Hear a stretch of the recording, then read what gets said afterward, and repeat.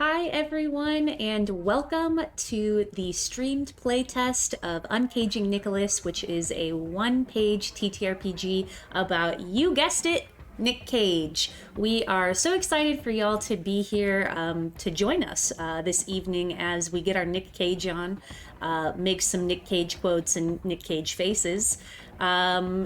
Yeah, other than that, thank you so much for being here. I am Jess. I am the silly Sal who wrote this one page TTRPG about this man who I will never meet, probably. And my pronouns are they, them, there. And tonight I am playing Nic Cage, and I will popcorn it over to Unk.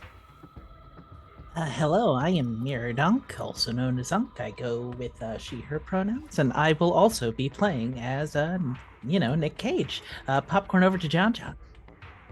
Hello, I'm John John. I use they and any pronouns. And I will also be playing Nick Cage, and I will pass it to Candace. Hi, everybody. My name is Candace, also known as Candace the Magnificent, pronouns they, she, and I'm playing Nic Cage. Popcorn over to Josh. What's going on, y'all? My name's Josh. You might know me as an Orient online. I use he, him pronouns, and I will be playing Nic Cage. Me. Hop it on over to Nathan. Hello, everyone.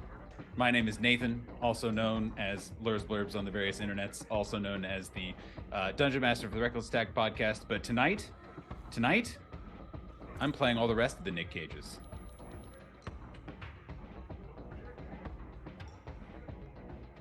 Are you feeling good so far, Jess? I'm feeling great. Playtest going well? So well. Good. Excellent. That's what we're here for. So, here we are, attempting to uncage Nicolas, but that's not right where we start. No, we don't. We start at the beginning. We start before the beginning. It was the year 1908XXX, on a night much like this. Stanley Goodspeed, FBI agent, Beatlemaniac, and member in good standing in a secret society known only in whispers throughout the cinematic universe. And Stanley knew he was dying. There, now alone on this damn rock.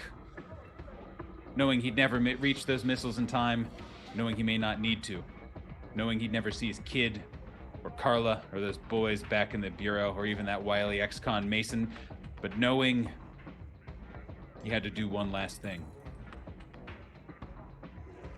He reaches into his pocket. He coughs up, sputters blood, uttering a dramatic quip only heard by his ears and God's. From his pocket, he pulls out a small, stuffed bunny. Gives it a forlorn look, all while a flash of a future family he'd never see again, that he'd never have, spins across the screen. Spins across his eyes. But he brings himself back to reality. And in a last moment of strength, squeezes this little bunny. Its eyes light up green, kind of looking a little like a snake, sending out a signal. Because in those last moments, he knew it was urgent that he alert the Council of Cage. And that is where we find ourselves this evening. Imagine yourselves in a dark but rowdy bar. There's a mix of rough and tumble types, but also regular patrons, people who you all know, even if you don't really know them. Music playing in the background, and a lone figure sits right in the middle of the room around a large circular table, waiting for the team to arrive. After a few moments, as he's shuffling papers, reading through things, kind of futzing with his nerdy little spectacles, the first of the team arrives. Who would like to go first? Who is the first to arrive at this convocation? It's hard to say. Josh left, so not Josh. I'll arrive first. You see me, Big Daddy Cage from Kick-Ass, come in my knockoff Batman attire, essentially. And you see me licking an ice cream cone, and you just hear gunshots as I enter the room. I walk up to the table that I assume has, the name tags on it. Yep, I and the write little placard. I write Big Daddy, and then the BD on my belt. I kind of toggle that up and down because it's been beeping, telling me that it's time to arrive. And then the next cage shows up. I'll go. My cage has been waiting outside for someone else to be first because they're too young and too reckless to enter and be the narc.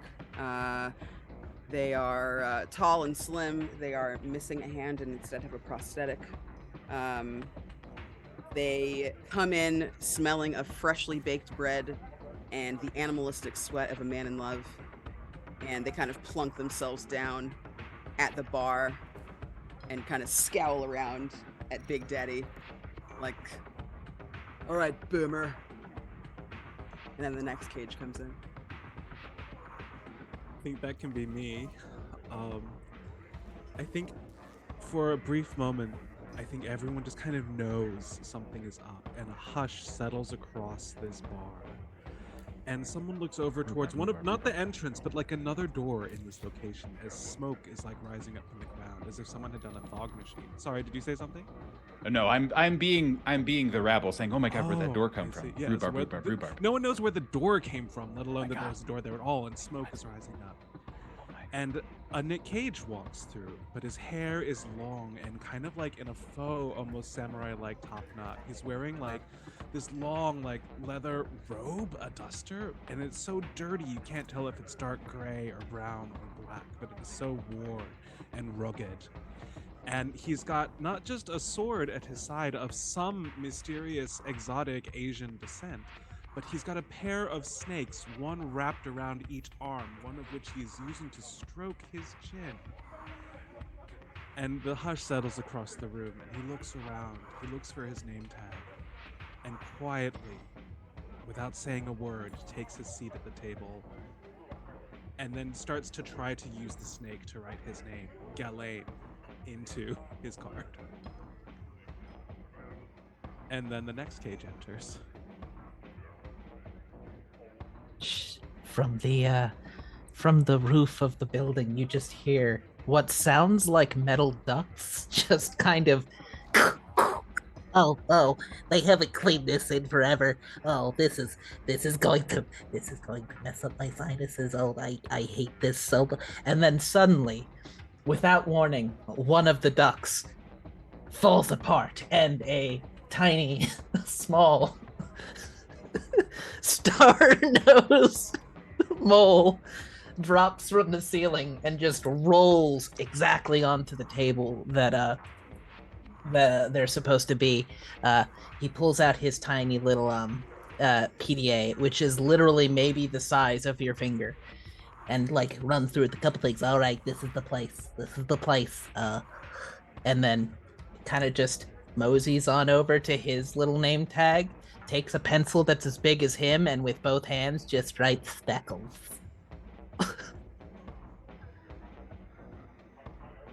And then for the fifth cage, there is no entrance. No one comes in through any door. There is no exposed unit or anything like that. And amongst the people, there is a server walking around with a tray with his head down, wearing a very long wig to keep his face obscured and a jacket. And he walks towards the table, tosses the tray aside, takes everything off, and you see him just brushes down his own jacket and shirt, fix himself a bit, walk up, sit at the table, and pull out an ink set and quill and begin writing his name. Benjamin Franklin Gates. And as which I will remind all of you and the audience that obviously these ranks are filled exclusively with the most powerful and potent of Cage Sonas, just to kind of reset the stakes for everyone. But as Benjamin Franklin Gates sits down specifically and kind of dramatically reveals himself, the person at the table who is waiting for you all, who is your handler, maybe for this mission, maybe for multiple missions, kind of jumps and says, oh my gosh, Benjamin, oh, okay, God, you got it. You have to stop doing that. Or like, tell me if you're going to do it, please. It's just every time. It's always so startling. And you would recognize him particularly, but probably all of you do recognize him as Riley Poole from your prior National Treasure heisting activities, who is again often serves the Council of Cages, not of course as a cage. That's preposterous, but actually as kind of an attaché, as an advisor, as a handler, kind of one of the go-betweens between the kind of Illuminati cages who are, kind of the controllers of all of this, and you folks who are the various agents. And as this powerful, charismatic menagerie sits down and begins scrawling their names or not, Riley kind of looks around at you guys and kind of adjusts his glasses. Okay. Wow. I wish I had more time to look at all of the dossiers of who was going to be here. Okay, that's fine. Thank you all for coming. I think you all know each other a little, maybe? Know of each other, I think? I hope. Don't worry, my protege Cage. We are all a piece of the same, while different. I just accessed the generally saved server and accessed all the dossiers and read them. Yeah. Hi, everybody. Of course, Speckles. Canis, you're muted. I told you it happened again. I told you. I warned everyone. I come from a regular family of, regular people. Doesn't have a bunch of famous people in it. It's not full of Hollywood well-to-dos. It's just a regular Cage family. Luke is probably our most famous member. My code name is Rona Camareri. I think Ghislaine Cage just produces one of those big gourd-looking alcohols there and just takes a swig where stuff is drizzling down his beard and slams it down and goes, family. And that's it. That's all he says. Licking on my ice cream cone, I point over to when he says family and I say, yeah, I actually prefer to work with my daughter Hit Girl, but these guys are okay. Never gets any easier. Okay.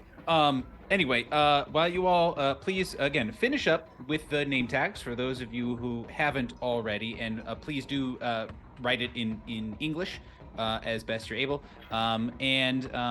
You all, I guess I don't. Sorry. Does anyone want anything? No, I see Ghislaine. You're good.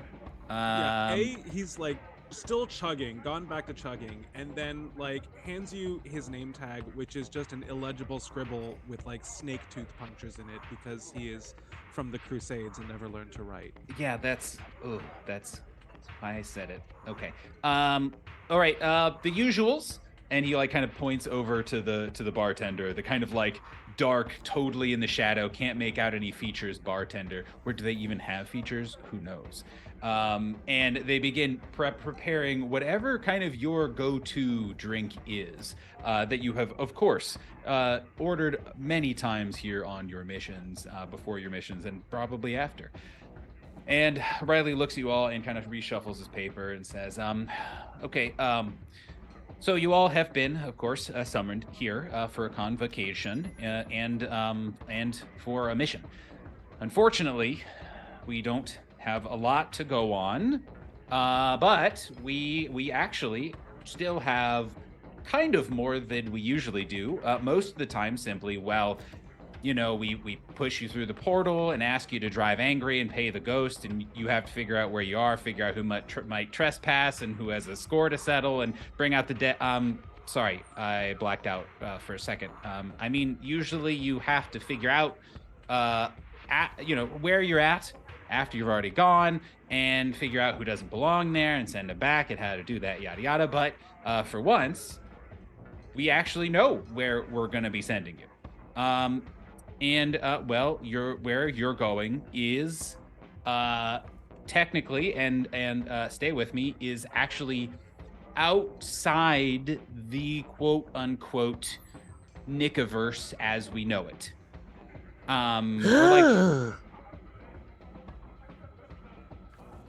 Or like at the like heart of it. It's like both. So our job here, as you know, is to keep the order of the Nicoverse as best we can. Sometimes, to do that, we have to take an offending cage and put them on ice for a little while. Get their heads back on straight, give them some time. And you all know how the spirit of the cage can get. Sometimes you just need a little space. And when that happens, they get sent to the crate. And the crate, for those who don't know, is a prison of the body and a prison of the soul, I guess, for all those who embody cageness. And, well, a few days ago, the crate went silent. So, word went out, and we're sending the 5 of you, some of our best, definitely best, that we have, most cage-like, to figure out what happened. Jailbreak, comms are down, nuclear bomb, boy, hope not that one. And, put a stop to it or fix it or, whatever the verb, I guess, appropriate would be. So, any questions or insights, I guess? Like I said, I didn't actually get a chance to review all your files. So if any of you know anything about the crate that you want to share, now would be a great time. Or again, if I can answer anything else about it, hit me. Yes, Ronnie. Sorry, Ronnie, the music is really loud. You might have to speak up a little bit. I can't. It's like you're muted. Is there a bread slicer in the crate? Does it have a? Ooh, well, I don't. And he shuffles through his various stack of papers and actually spreads out a blueprint and just kind of shows you. It's well, there's activity rooms, for hobbies and kind of well, as you know, when cages need to work through some stuff, sometimes they need to break things, sometimes they need to bake things, and I think there's facilities for a lot of stuff. So maybe is what I'm going to say about bread slicer. Does that help? As long as I can stay away from it and I can just bake my bread, that's all I need. Well, if it's mission helpful to bake bread, sure. Use your best discretion, I guess. Sipping on my sex on the beach, I raise my hand and say, me and the other cage dads get together every once in a while, and Crude Dad, he went to it before. He said it's not a good time.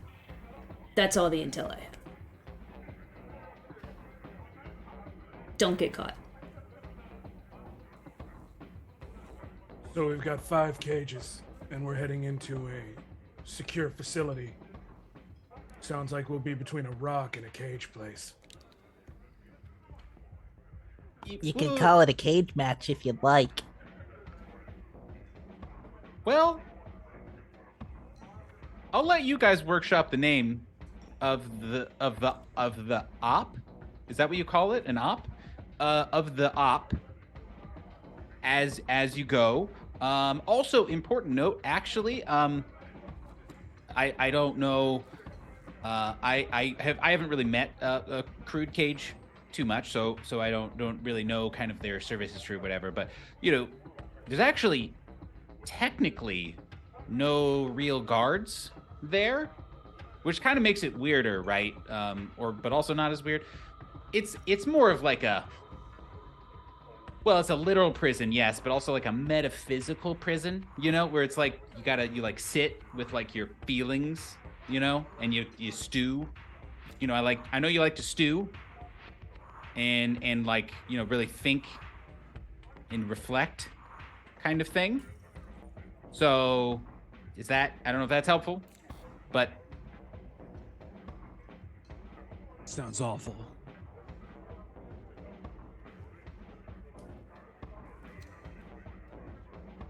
any other questions? Have any of you been to the crate before?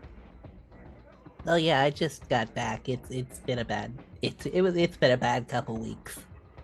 Oh, and he like shuffles through the stacked documents, seeing your file, and like you see him like put his finger down and like get to presumably a salient point and just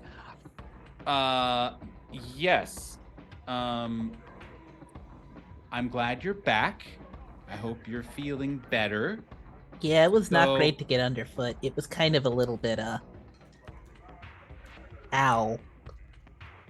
Well, I learned my lesson. good, I guess. Good. Well, rehabilitation works.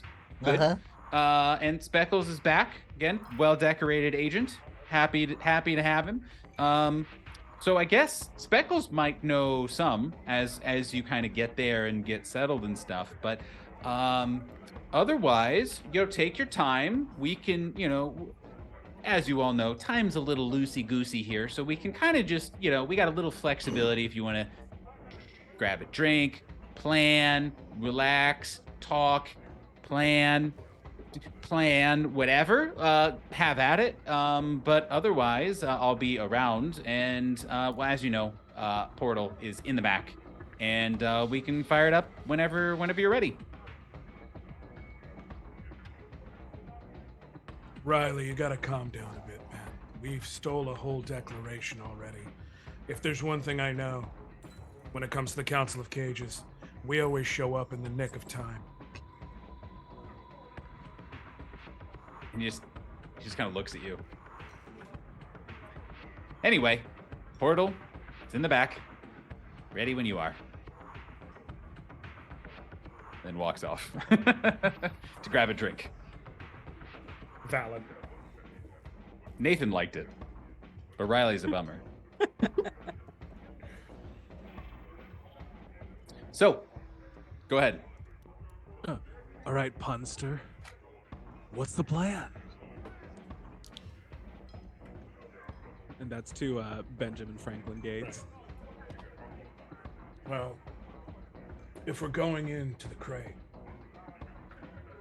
the thing about any sort of guarding system is they always plan for the main eventuality and the second eventuality, and in fact the third eventuality, but they never get around to the fourth. So we need to find the way in that wasn't planned for. Okay, so between the 5 of us, we have 5 eventualities. No one ever sees romance coming.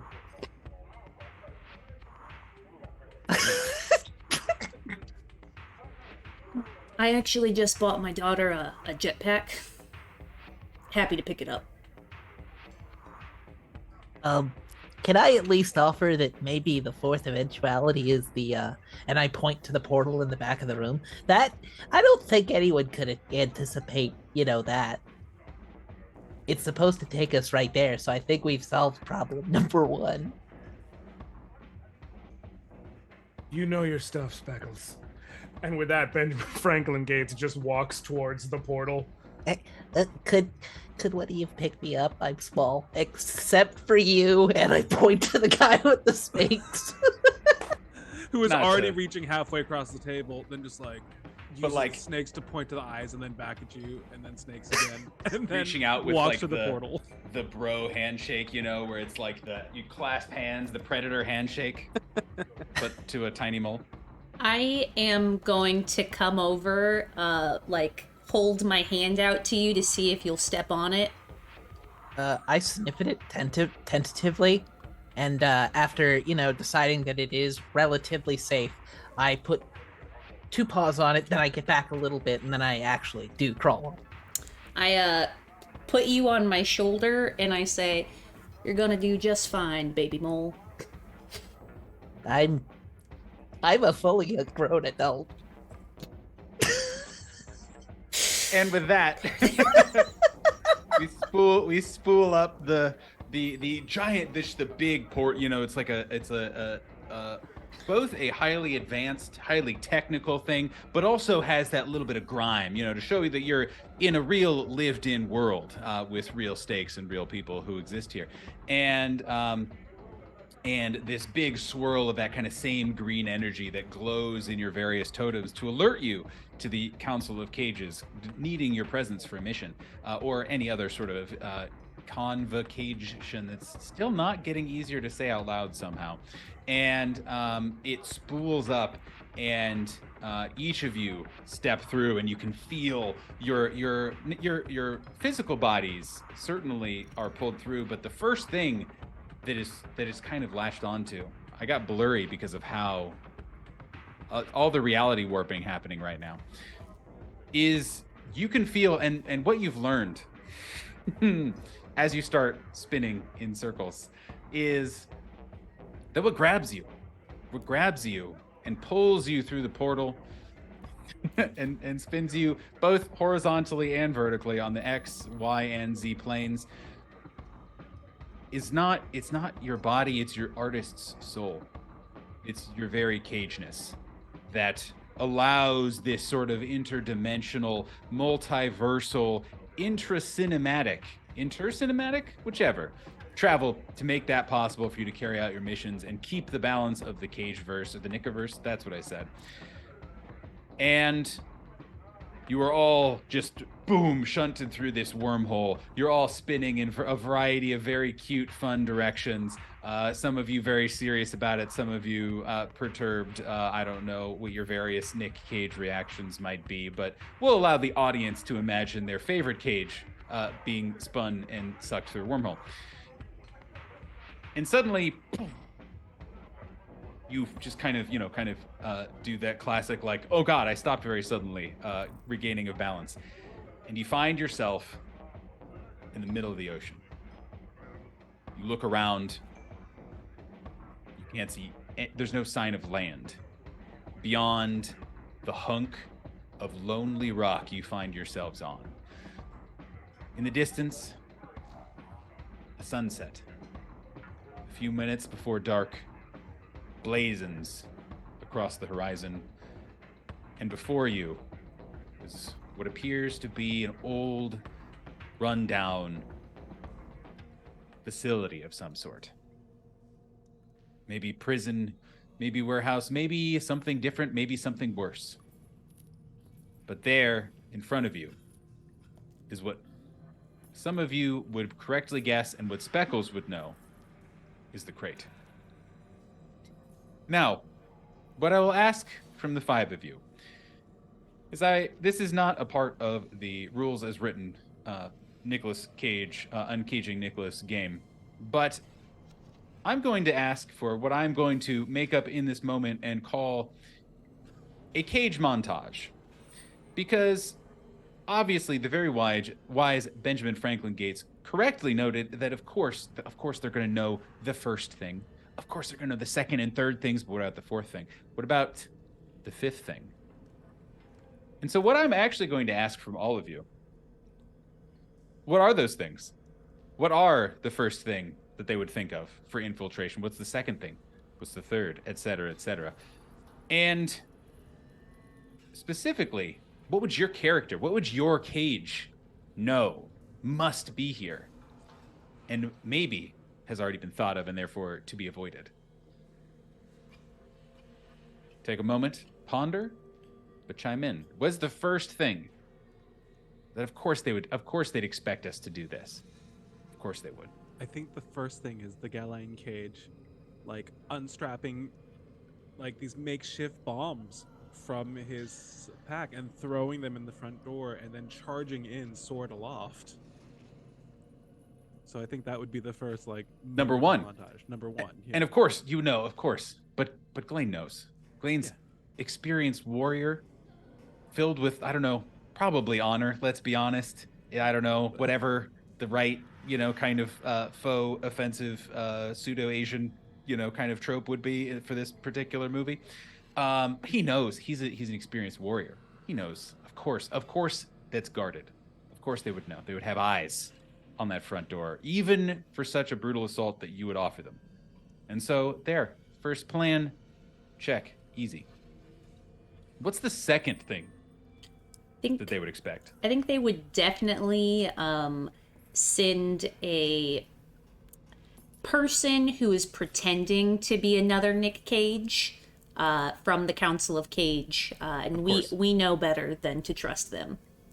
Because they would have been at the Council of Cages with us, drinking slippery nipples, sex on the beaches, the classic Cage drink. House wine. And you all see, as you're looking, you actually see several shadows kind of patrolling. Again, it's not dark yet, so you still have just a little bit of light as you're kind of taking all this in. And you actually see the outlines of humanoids, we'll say, patrolling the walls. And you were told that there's no guards here. Maybe it's other cages who are imprisoned here. Maybe it's not. But no, of course not. That we won't fall for that. Of course not. Because we're always watching. What's the third thing that doesn't work? That wouldn't work? I think the third thing that I know doesn't work is inviting all of our, enemies, our natural predators. For me, it's my brother, Johnny Camerari.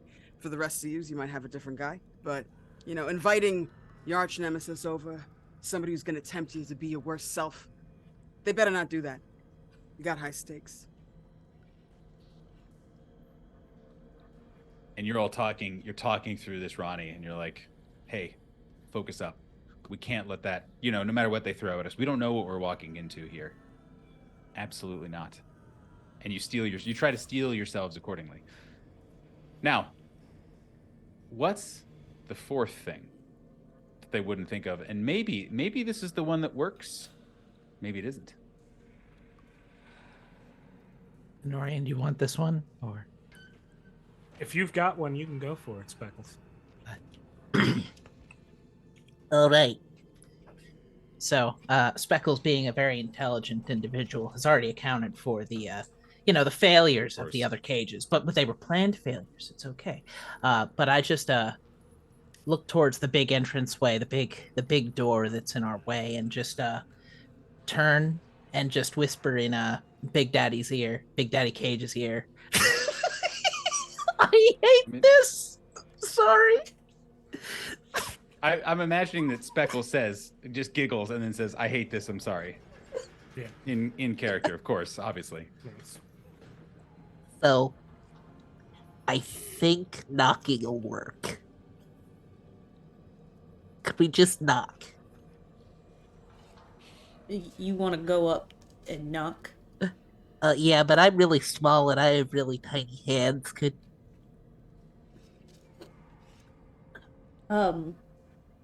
He wants to knock. I say to the group. How does the group feel about this seemingly screwball plan? Which, of course, wouldn't work for most people, as you hear motorcycles going in the background in my real meat space. Is it just crazy enough to work? I think it sounds like what a true gentleman would do.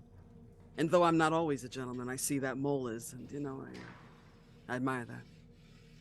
They'd be expecting I literally straighten my anything little else hat. from us. All right. You can say something, Josh. Sorry. I was so. Are we gonna like knock in a code or just? No, just like a like we're trying to be a courteous gentleman to our best lady friend. Well, and Benjamin Franklin Gates, Following are we classic, knocking in a code? It's following classic Templar procedure, so I mean, as they that's would, what I'm they wondering. would enter a home. So it makes sense. Would you know that there's a special knock that you could maybe do? What I'm going to ask everyone is we are going to have our first dice roll of the evening, 40 some minutes into stream. I would like each of you to. So there are 3 stats in Uncaging Nicolas. It is the bad system. It is balls. It is attitude. It is direction. Those are the 3 stats. And what more do you need than those 3 in both TTRPGs and in life, and especially in caging? Now, for the 4 of you, and not you yet, Josh. For the 4 of you who offered plans, please roll me 2d6 and tell me tell me your result, and we will check among there. And Josh, I have something special planned for you. Is this 2d6 for the plan we proposed, or 2d6 for the knocking on the door? So, what I would like generally, this is as you guys, I probably skimmed over this too much. As you guys are walking up to the door that you will be knocking upon, I am kind of rolling all of the montage into kind of one big group roll. And, you have learned something about, well, we obviously they might be trying to trick us, or we're trying to steel ourselves against psychological, kind of warfare, or, we know that they'd be on the lookout for us. So no, when we were looking for guards, we're looking for someone else. And so this is kind of a way to encompass you guys thinking of these plans that obviously are the first things they thought of as a way to propel your knocking plan forward, if that makes sense. So whatever of those 3 stats, and when you report your outcomes, let me know. Choose one, whichever kind of fits, and feel free to take whatever creative liberties you want with that. And also, if you feel like it is something that your character is particularly insightful at or good at or what have you, maybe that you have a +1 on from the character creation part of Uncaging Nicolas, feel free to add that in and explain as well. So give me a 2d6 roll, everybody, please.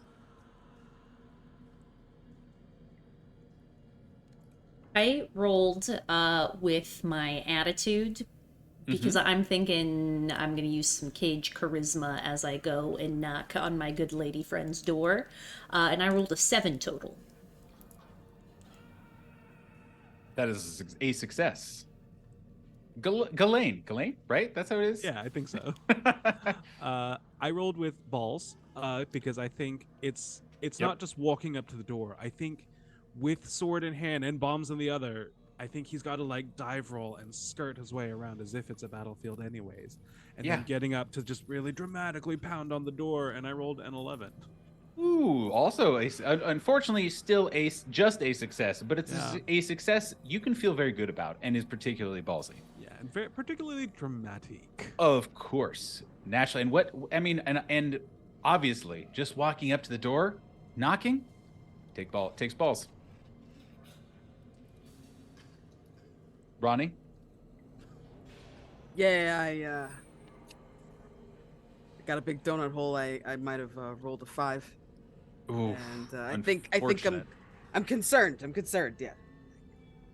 Well, what if it's my brother's ex-wife? What if there's a bread slicer in there? No. Unfortunately, that is an unbearable failure. Speckles, what did you roll? I rolled a 9. Ooh, another success. 3 successes, but an unbearable failure comes through.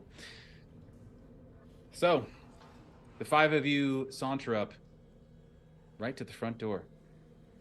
You do a knock. I'm imagining it's a synchronized 5-way cage knock. There has to be a better name for that. We'll workshop it. Sound off in chat.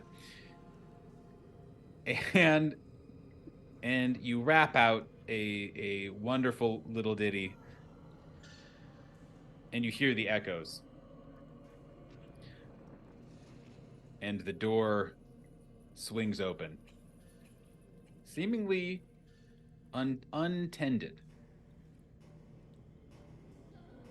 And each of you hear a voice, but hear a different voice than one another.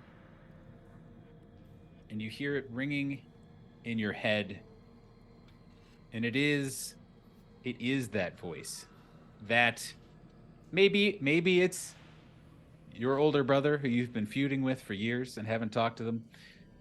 Maybe it's your father's voice saying, "You fool, you've wasted the Gates family fortune pursuing these silly things."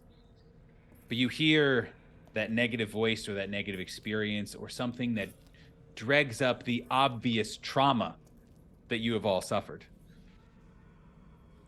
But Benjamin Franklin Gates, he's a confident one. And he heard all of these plans. He even heard Ronnie's warning to kind of steel themselves against it. So, Josh, what I would like you to do is roll me 2d6, knowing you are also experiencing it, and you have this just last moment to kind of react to this sensation. What do you do to help your fellow cages or help yourself get through this moment? You want me to have the plan first and then roll? Whatever you deem. So what I'm going to do, just to make it even more fun, I'm going to block my view. I'm going to roll and then announce the plan and then look and see. Done. In the most Love cage of options. Perfect. Perfection. Okay. I cannot see. Now, this seems to be a trick of the mind. We need to use an old Templar technique, but obviously cordon in our way, just like how knocking worked with all 5 of us. We're going to need to get in pentacage formation in order to steal ourselves from these outward assaults.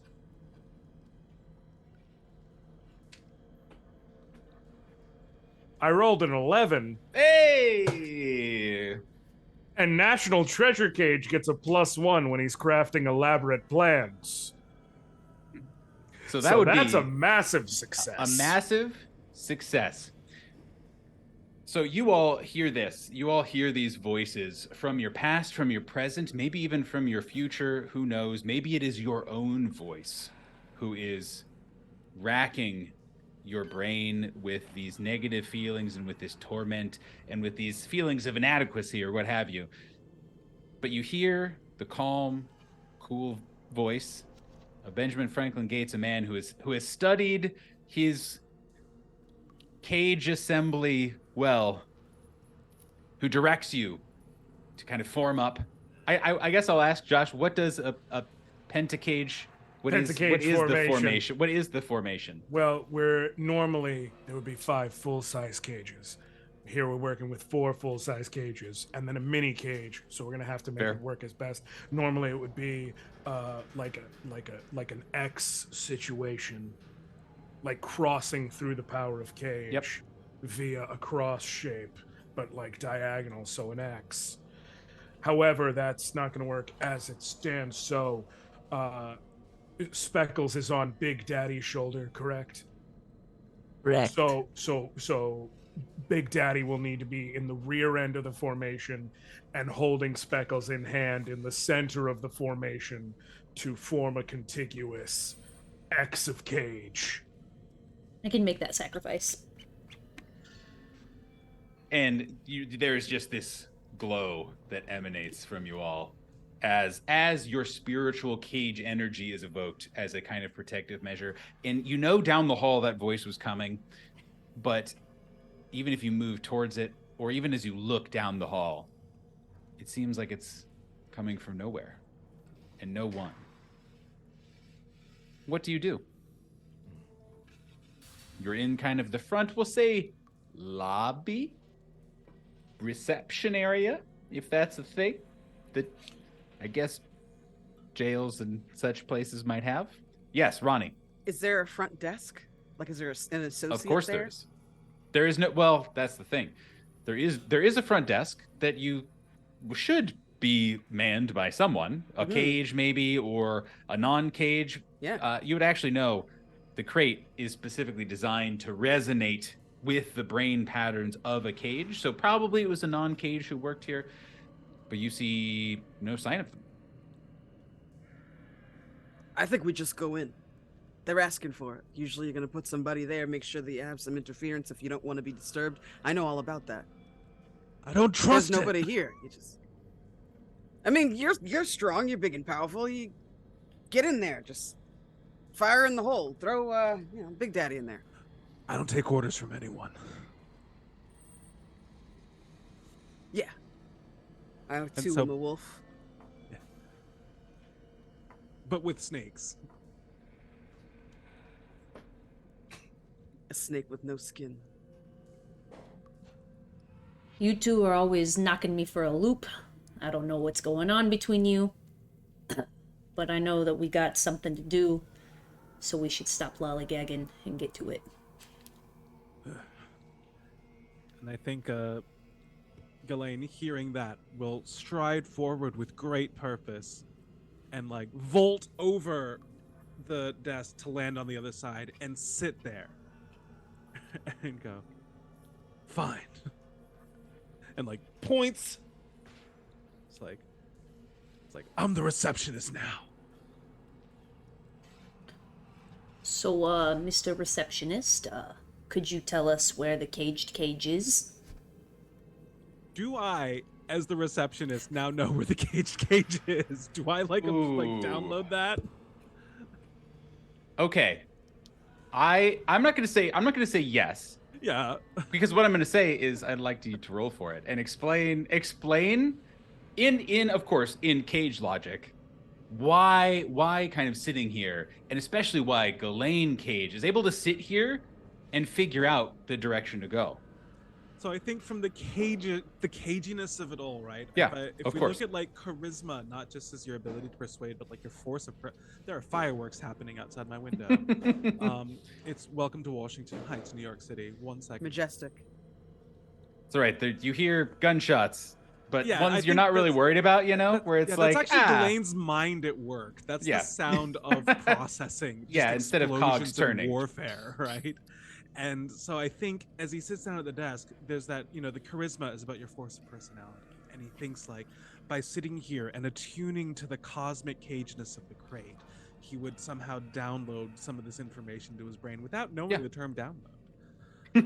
And so I think this would be a charisma roll. But this particular cage is while a leader of warrior forces, is not like a charismatic leader, is a No. drunk, is like falling apart at the seams. And so like is there a penalty I can impose upon myself? let's say yes. Let's say at minimum, and Jess, as game designer, I will propose like a -1 maybe on some Sure. stats that involve this sort of a thing. I'll give myself a -1. And I have rolled a 3, so -1 would be a 2. And so I think there is this moment where Ghislaine Cage like sits at the desk and like attunes in whatever that looks like, and it's just like it's just like sounds constipated and awful, and then after a moment there's just silence. Goes, I got nothing, and just starts to drink again. out of Actually. despair. Yeah. So what happens? So a 2 is actually a Snake Eyes success. Oh, is it? I But- thought I had to roll 2 1s for that. Oh my god. Oh, no.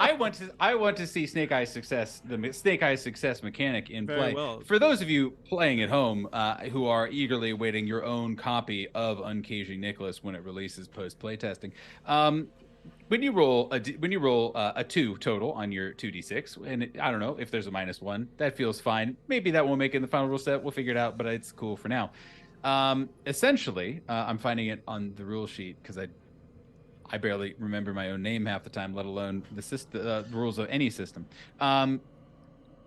If you roll a 1 on both dice or a 2 total, make your best Nic Cage face. I think check. I think we can go ahead and grandfather in the screaming constipated look that John gave, and yell Snake Eyes, which you can do that in retrospect. The Snake Eyes roll will grant you an automatic success. All right. In which But case, then- I'll give you like a Snake eyes! And then you roll 2d6 again, and whatever you roll here will be used as your next roll without character modifiers. So we'll roll that here in a sec. Roll 2d6 again -1, and just hold on to the number. We'll use it in a bit to keep things moving. So how this works is you're just like, I got nothing, and then you just like lean back and start just chugging, and you are so taken away by the drink and your failure that you actually just keep falling backwards in your chair until you tip all the way back and your head hits a previously hidden like button that just like right on the back of your head, just like whap, that was, underneath like a panel or something like that, or maybe dislodges it and hits this big red button naturally. And you see on the far side of this kind of long hallway a previously locked door, kind of, again, just like you hear that kind of like almost mechanical like unlocking sound, and it just opens up. Would love to you. amend, if only because it's an 100%. iconic scene in Outcast, where he is like falling over himself drinking. It's not just falling back in the chair, it's like kicking the desk over and knocking over heretofore unseen bits of scenery Of that course. weren't there before but are now suddenly clattering to the ground in like a rancorous uproar. Yep, you see a family photo of some, I don't know, side character from one of the movies, one of them that gets tossed around, pencils, etc. And this door opens up in front of you, and you see kind of this hallway downwards. Do you guys go through it? Do you do something else? What is the Cage approach in this moment?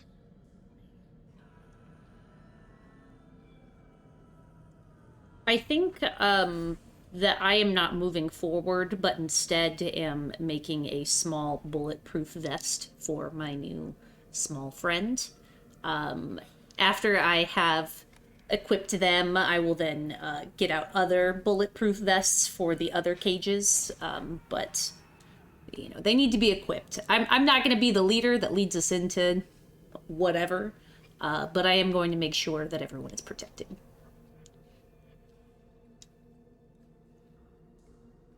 Can you roll me 2d6? Yes. And maybe like a Heroism?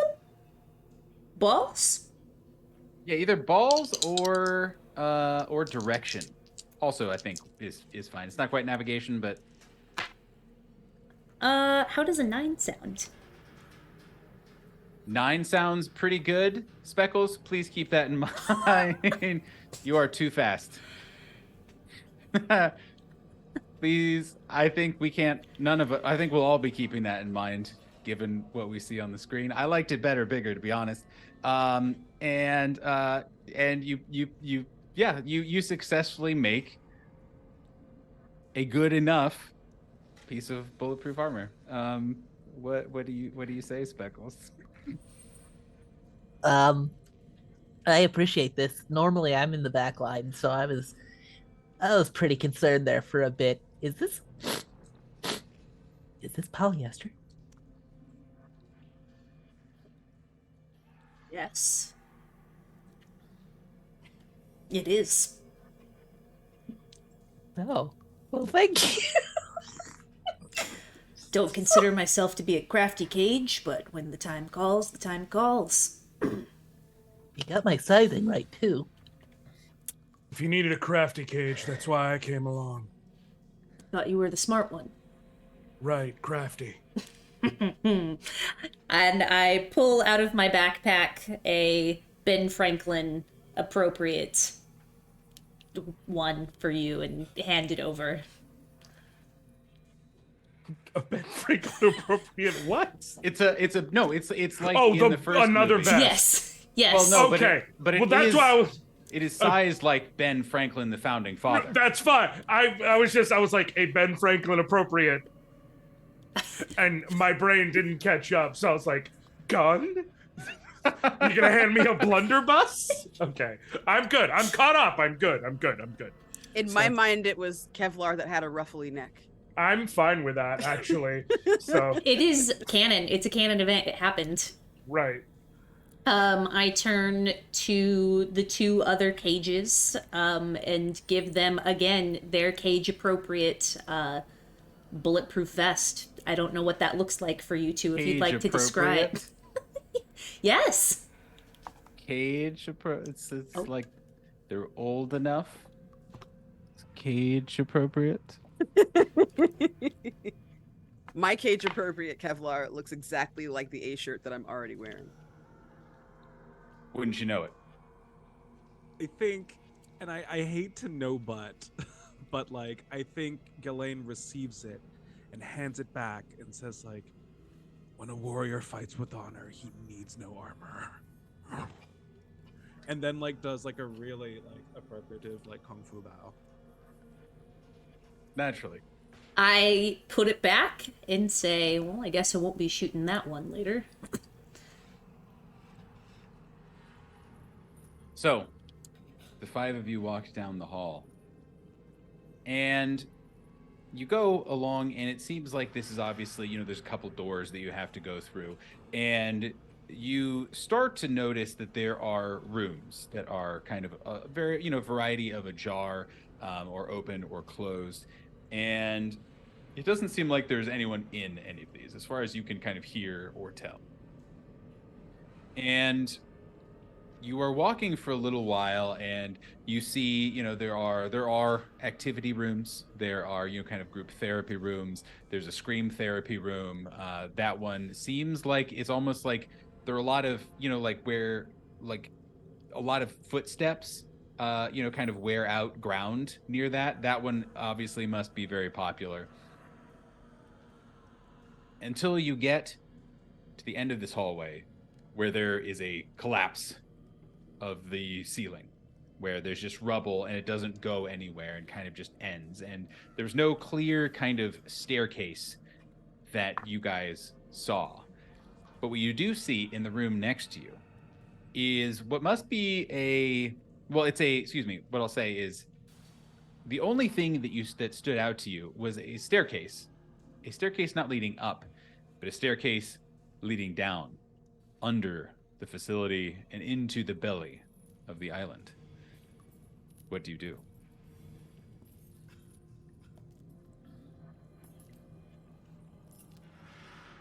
Everyone's been shot by a gun before, right? What the hell's a gun? No.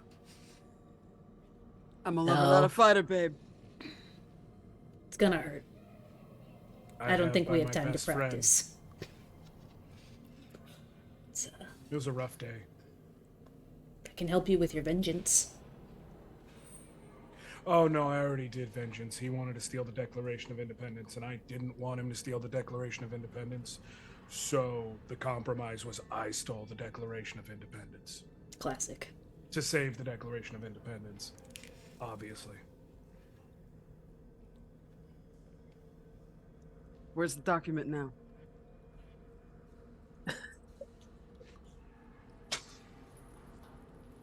That was the end of the first adventure. Like, I had to return it, so theoretically Washington D.C.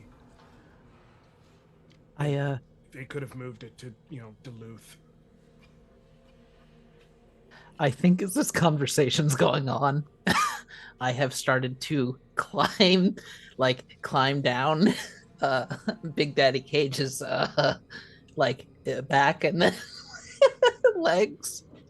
And I tap a little button on my helmet, and my night vision goggles activate, and I just start going down the stairs to scout ahead.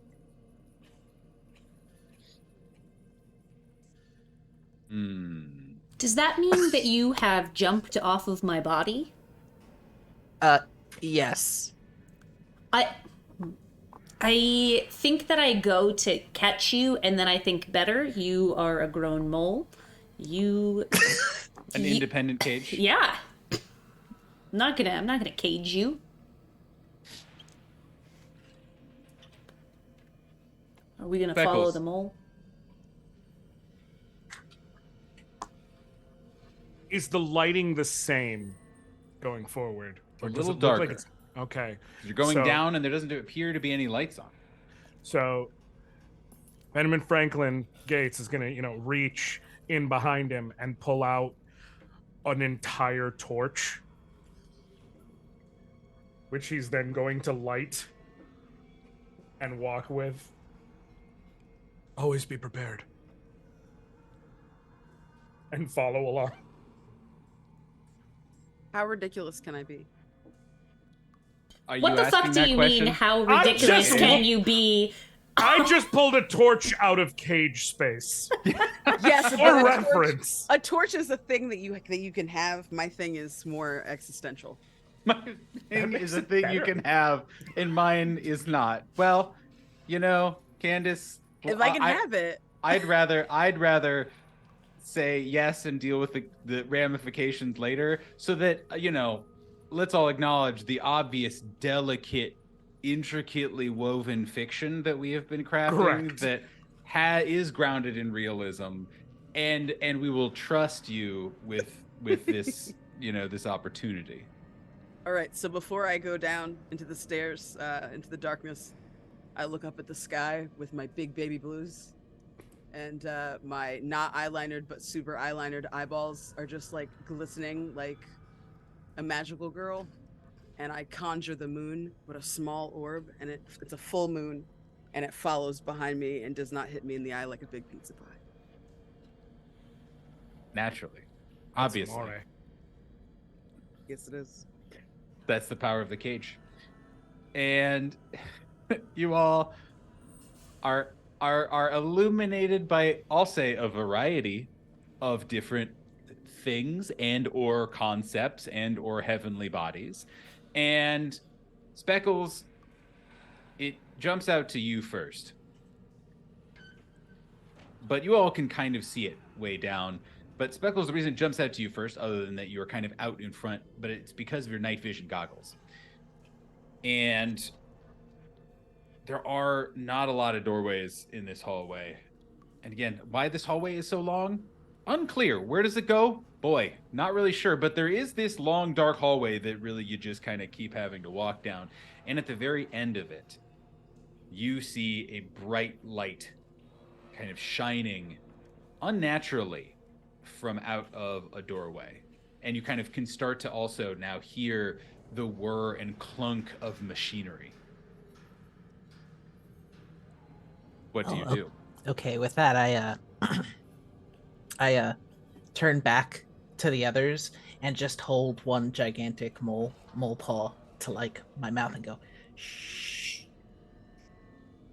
And then I go up to an access panel that's obviously in the wall. Yep. And pull out my PDF, pull out one of the cords to the PDF, and I'm gonna try to, just get control of this system. Okay. Give me I don't know. Give me a 2d6 and add a +1 because you're using your technology to kind of like hack into the doorway and maybe see what's there. We'll see what happens. So, that's a roll of a 10, +1 for reasons, and then I'm hacking, and that's my special power. So that would be a 12, Nathan. So the four of you kind of are walking, and you see kind of Speckles obviously tells you guys to hold for a second, and you wait and eventually kind of get up to the same door that he is at, and you see him on his little PDA just hacking away with big wires, connecting all the way up to the wall. And Speckles, you immediately notice that this is like the furnace room, and that this must be where hot water and regular internal heating and all that kind of good stuff that you need hot things. You need fire. You don't need to understand why you need the sort of warmth. That's not important to the plot. You're able to successfully open this door, and you see this giant machine, which again is inexplicably large, whirring and churring and all this other stuff, and you see crazy pistons just and gouts of flame just get fired up out of nowhere, and it seems to take up the entire room. But you can also see on the other side, and you can see it as you're hacking in, you see that this is a good path forward, and obviously is the fifth way that no one would expect you to come. And so you're hacking away, and you know, you can see it. This is the way forward. This is the way we have to go, obviously. But it's dangerous, but you're a skilled hacker, and you're in. What boon or advantage do you give the rest of your party? Not that you're shutting down the entire machine, because, you know, that's obviously not what would happen in a Nicolas Cage movie. But what do you do with this giant machine, or with the knowledge that you do, to upon your big success? Yeah, I think what Speckles is going to do is, he now has all the specs and all of the information on this furnace, and given it's big, large, and dramatic, it's all of its pumps and its hisses and everything are going at very specific rhythmic intervals, and you just hear, "All right, guys, I think I got okay. Hey, you with the stakes. That path is probably going to be best for you. Just when you go there, duck a little bit low, and then have one of your snakes just kind of like hang out. I think it'll be fine. You might want to duck though." But you're basically calling plays. You're saying, all right, Yeah. you go this way, and then count to 7, and then take 4 steps. You're kind of calling the plays basically as you're going through. So you all again kind of come into this intense room, and Speckle starts calling all of this out to you and saying, all right, hey, this is the path forward. This is the way to go. And you see this big monstrosity in front of you that instant death, obviously. If you catastrophically fail as a group, it's going to crush you. It's going to burn you to a crisp. Who knows what's going to happen? And I think that's where we should take our break. Hell yeah. All right, friends. Stick around. Go watch your favorite Nic Cage clip, and we will be back. Welcome back to the playtest of Uncaging Nicolas, the one-page TTRPG about, you guessed it, Nicolas Cage. We are halfway through our game, and I think that we have a very exciting recap. And I'm going to let some of our cages take it away.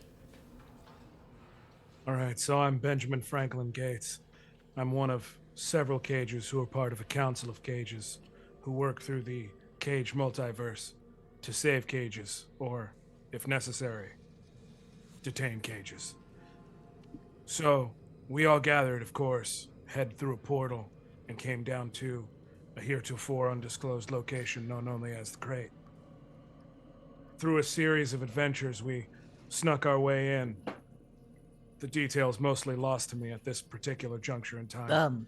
I can fill you in on those if you'd like. I mean, we had our little warrior friend sit in a chair and then go in a drunken rage when his psychic something didn't work, and accidentally found a door. That was great. And then we kind of kept going, and did some walking, lots of walking montages, and then we went down a set of stairs, and then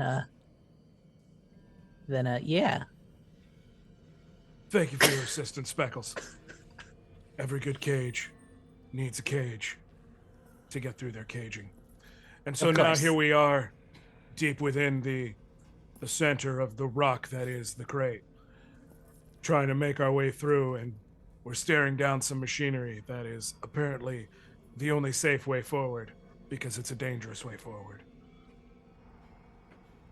I mean, that recap was so good, I almost don't want to keep playing and just let that be kind of the final lovely last moment, but we'll push it a little further just to kind of see where things go.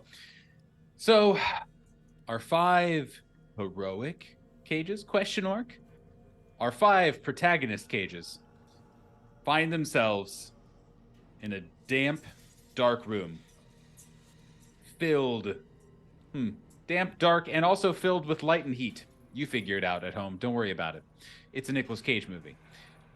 In front of them, a giant furnace of some sort, but a furnace that is whirring with gouts of flame, firing pistons, weird hammers that are just like smashing the ground, seemingly for no reason. But we're not furnace scientists. We are action. We are men and people of action. And Speckles, again, indeed, has deduced that this is the proper way forward, because, again, it's the most dangerous way forward, and they won't expect it. Now, Speckles has kind of quarterbacked you all into, all right, I think if you go this way and go that way and then kind of do a little bit of a barrel roll to your left, I think that'll be good. And now you all have kind of your collective marching orders, or at least we'll say Speckles' suggestions, TM. Now, seeing this large thing in front of you, knowing that you have to go through it. There's no going over. There's no going under. Maybe there is. I don't know. That's up to you. How do each of you proceed in your own particular cagey way through this very dangerous obstacle? And when you roll, please take a +1 from Speckles' excellent hacking.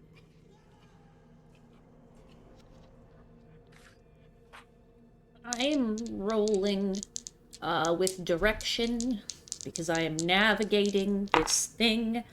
Holy shit. So with that +1 and Speckles +1, I'm eating a banana because there is never a bad time to have potassium before a big fight, and that's a 12. Ooh. Okay, that is a massive success for those of you who are not here in the first half, or just needed to be reminded generally, or like me, like hearing me say the phrase "massive success." So what I'm going to say is that Big Daddy, you are flipping, you're rolling, you are, tactically trained for these sort of situations. All the while, you are enjoying your banana and are, refueling on potassium. And actually, the heat is really activating a lot of the nutrients in it. So you're really getting a nice bonus. And I'm gonna make it very boring, where you will get a +1 on whatever your next roll is. That was Jess, not Big Daddy. He would never dab. Yeah. Unfortunately, Ghislaine, I need to remind you that your last roll was a snake eyes. And when snake eyes happen, you have to use your last roll, which was using not any of your cool stats like balls that you might have cool bonuses to. In fact, it is using your charisma, which you do not necessarily have cool bonuses to. So what I rolled last time, which the number was I held, and I don't know if you saw me like snarf because I rolled 2 6s. Oh. Well, I'll ask Jess. There is a penalty to this. Yeah. But does rolling 2 6s, does that make a massive success regardless, or do you do the math as per usual? There's not a -1 attributed to his roll, right? There was one from the previous one because I rolled with a -1 that time. Oh yeah, I mean so there's no character like +1s or anything that get added onto it. So you have a massive success, my friend. All right. No pressure for the rest of you three, but we're crushing it. So what is? I'll pause to ask. What is when? So again, Ghislaine has been, chugging, God knows what's in that weird gourd of his. Has been sloshing around, has absolutely ruined that front desk. What does it look like when he masterfully rolls or dodges or ducks or jumps or what have you through this terrifying contraption? I think even though I'm not taking the +1 from Speckles here, I think there is a moment where he like charges forward and like does like a sliding duck underneath like the first one, but then like jumps up and just karate chops like the next like flying like guillotine that comes through, and then like somehow like punches through a flame, just like this really not good martial arts, but is somehow incredibly effective. And then like on the other side, and then like does like another bow, and there is like literally a Chinese gong sounding behind him as he does. So there is the plong. you will also get a +1 on whatever your next roll may be for your great success and wonderful flavor. Wonderful flavor. Who's next? All right. I'm going to roll. And I'm going to roll with balls, specifically Ooh. because this requires heroism of the Benjamin Franklin Gates variety. Because Benjamin Franklin Gates is watching as each one of these machines and pistons and gears whirs and moves, and he starts figuring out the timing between each. And in his world, heroism involves knowing random trivia. That's how he solves puzzles. Mm-hmm. And he realizes as he's watching the timing of this, it comes back to him. Prior to the usage of the Star-Spangled Banner as the official national anthem of America, Hail Columbia was generally used as the major theme for the purpose of any sort of official event, and he realized its timing along with the beat of the song, and thus, by singing it to himself as he rolls through, he'll be able to perfectly time his trip through. And now, after all that, I'm gonna roll. And you have a +1 for a convoluted plan and or Right. I'll say obscure bit of specifically American revolutionary knowledge, and also a +1 from Speckles. Which is good that I have 2 +1s because I rolled a 5. Hey! So that's It very handy. goes up to a 7, which is also a success. It's a little less graceful, but Benjamin Franklin Gates maybe isn't as good of a dancer as would require, to kind of get through flawlessly, but is able to go through relatively unscathed. Ronnie, how do you have seen 3 of your fellow cages kind of dip, duck, dodge, etc., dodgeball reference, etc., through the flames, and you still see Speckles as they're hacking away, directing you. What is it that you do to get through this? And how are you feeling, actually, about seeing this? I'm not going to call it an oven, but it's oven adjacent, maybe. I'm really deep in my feelings, Cage Master. I'm doing everything I can to keep my cool. I'm getting a little freaked out, so I put my my yellow Walkman in, and I press play on the cassette at my hip there, and I'm listening to La Vie Boheme, or La Boheme. I don't know, I get mixed up sometimes, but I opera about it, and I calm down a little bit, and I try to, muster my attitude to jump through all these hoops without, I don't know, giving up my sexy good looks. Seems reasonable to me. Don't forget you get a +1 from Speckles and any other relevant modifier. I get a +1 from Speckles, which gives me 6, 7. Ooh, also just barely a success. Speckles Listen, is coming in handy. I'm going through a lot right now, okay? Usually I got, Cher to help me out, but today I got nothing. It's just Cher, specifically Cher, not her character. I have Cher to come help me out. I mean, happy Pride. Speckles. Speckles, you have now you have hacked into the system. You know what lies, kind of that you just got to get through this, and you have, kind of like full access to the facility based off of what you're able to intuit from your intricate hacking methods and maneuvers. You've seen all the other 4 cages kind of go before you, but now it is your turn. What do you do to get through these gouts of flames? Yeah, as Moonstruck Ronnie, as Ronnie goes through, I'm like, okay, I got this. And then I pull the equipment up and I start moving forward, and I'm just gonna try to walk through because I'm small enough that I think my timing will be fine. Yep. I think I buy the shit out of that. So I did roll and I got a 3. So a 3 +1 for navigation +1 for me is a 5, unfortunately. Alas, that is an unbearable failure. So the 4 of you are, have made it through. Maybe some of you are, kind of like brushing ashes off of yourself. For those of you who did not roll massive successes, who just kind of made it through by the skin of Speckles' starry nose.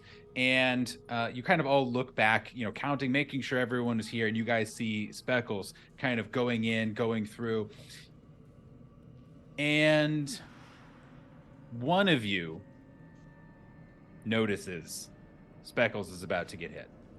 Like there's maybe there's a big piston that's going down and about to hit out of nowhere that wasn't expected, or oh god, that flame lasts longer than you'd think, or something like that.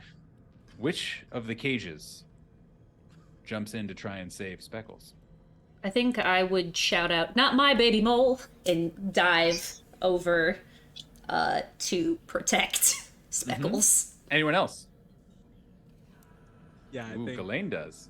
would go back as well. I think there's a whole flashback sequence to again an outcast when like the children are dying, and it's like he's like, no, you can't. And so I think that happens, and he like charges back in.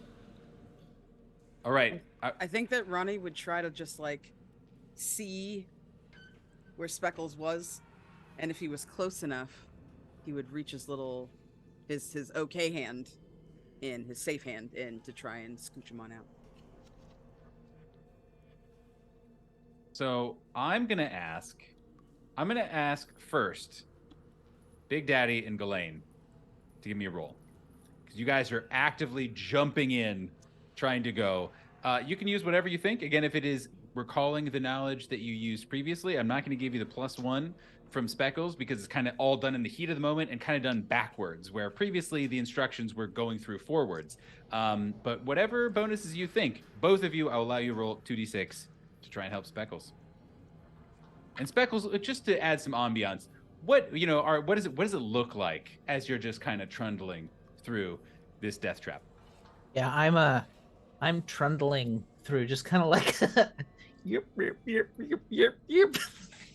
Got his little laptop, Yep. little night vision goggles. And I think I'm checking like the specs just to make sure. Okay, yeah, 5 more seconds. I think I'll be fine.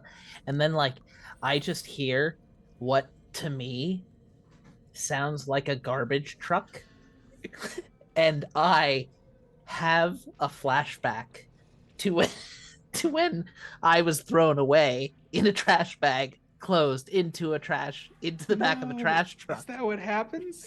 That is one thing that happens to him, yes.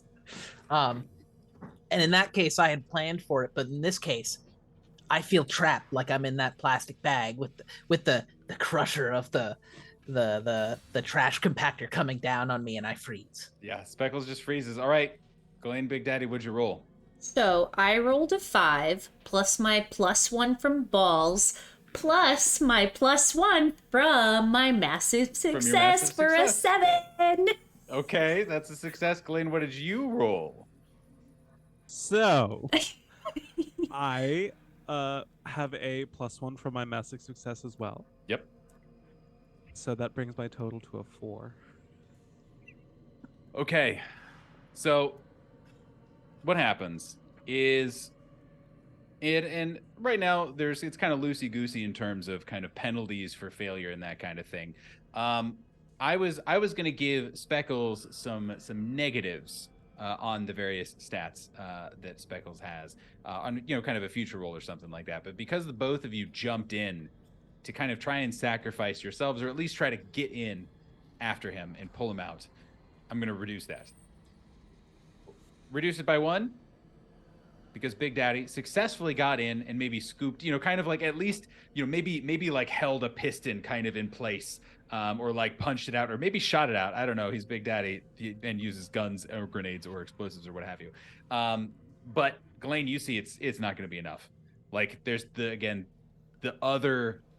other piston is coming down, the other gout of flame, the whatever, the buzzsaw that's weirdly here is going through. I don't know. It's very strange. And you jump in after him without thinking, only thinking of the tragedy of your past. And both Speckles and Ghislaine, as you are kind of nicked and burnt and whatnot, I'm gonna give you a -1 on your next charisma-based checks. As you're kind of like singeing, you've singed yourself and aren't feeling particularly, strong of spirit, we'll say. But the two of you have jumped in and you've saved Speckles.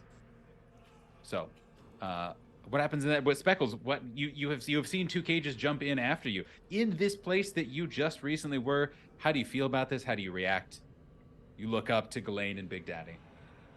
I figured Ghislaine. Which one was the one that was able to grab me? Was it Ghislaine in the end? Oh, but right, because we got sticks. You're right. So Big Daddy has me in their hands, and I'm assuming you just like open your hands like you would for a tiny animal, and I'm just rolled up into a ball. Just slowly unwind. Oh, hi. There's cat hair everywhere. What an inopportune moment. I'm gonna Save me. like kind of thumb your cheek just a little bit and say, there. We're all here to help. I start sniffling a little bit because feels like a family, and I lost mine at the very start of my movie. Save your tears, baby mole. We've got work to will- do. I will procure a tiny alcohol gourd from Cage Space and hand it over to Speckles and say, "No tears for warriors until the battle's done."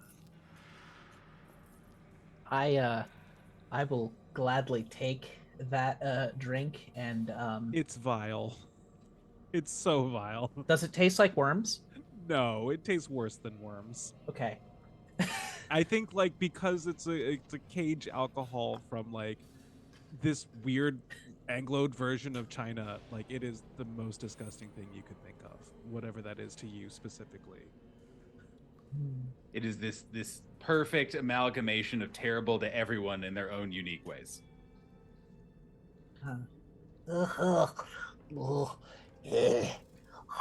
Thanks very much. I'm And gonna then it devolve into tears. I'm gonna take my pointer finger and my middle finger as to not crush you as I pat you on the back, but I'm gonna kind of pat you on the back and say, all right, let's get it out. Let's get it out.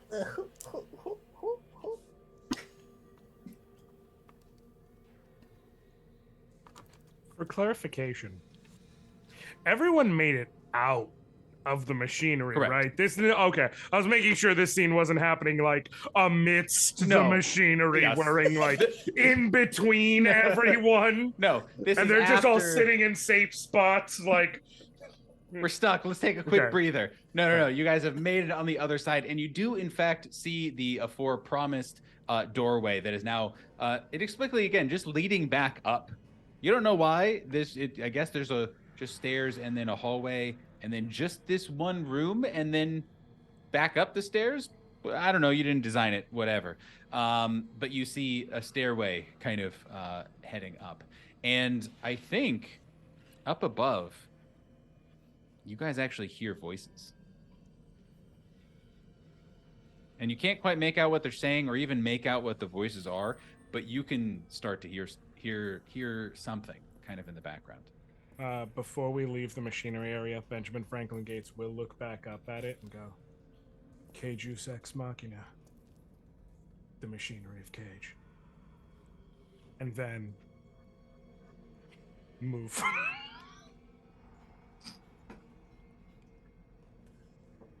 Soon there's going to be just less and less mole on the screen. There's going to be just one single eye right there. It said backgroundless. I'm sorry. I'm working on it. Be fine. This all feels right. This is Colorado space is suddenly what this has turned into as well. But yeah, so you all see just right on top. Yep. Okay. Good. Accurate recreation, I think. So you all hear voices up these stairs, and again, they're a little muffled, but you know, you can pick out something in that it sounds like there are several people who are up there. And what do you do with that information?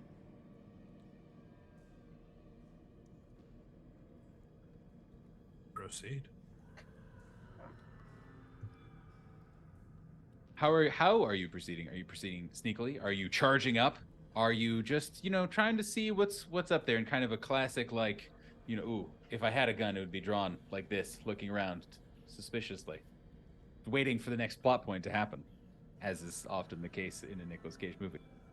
I want to eavesdrop.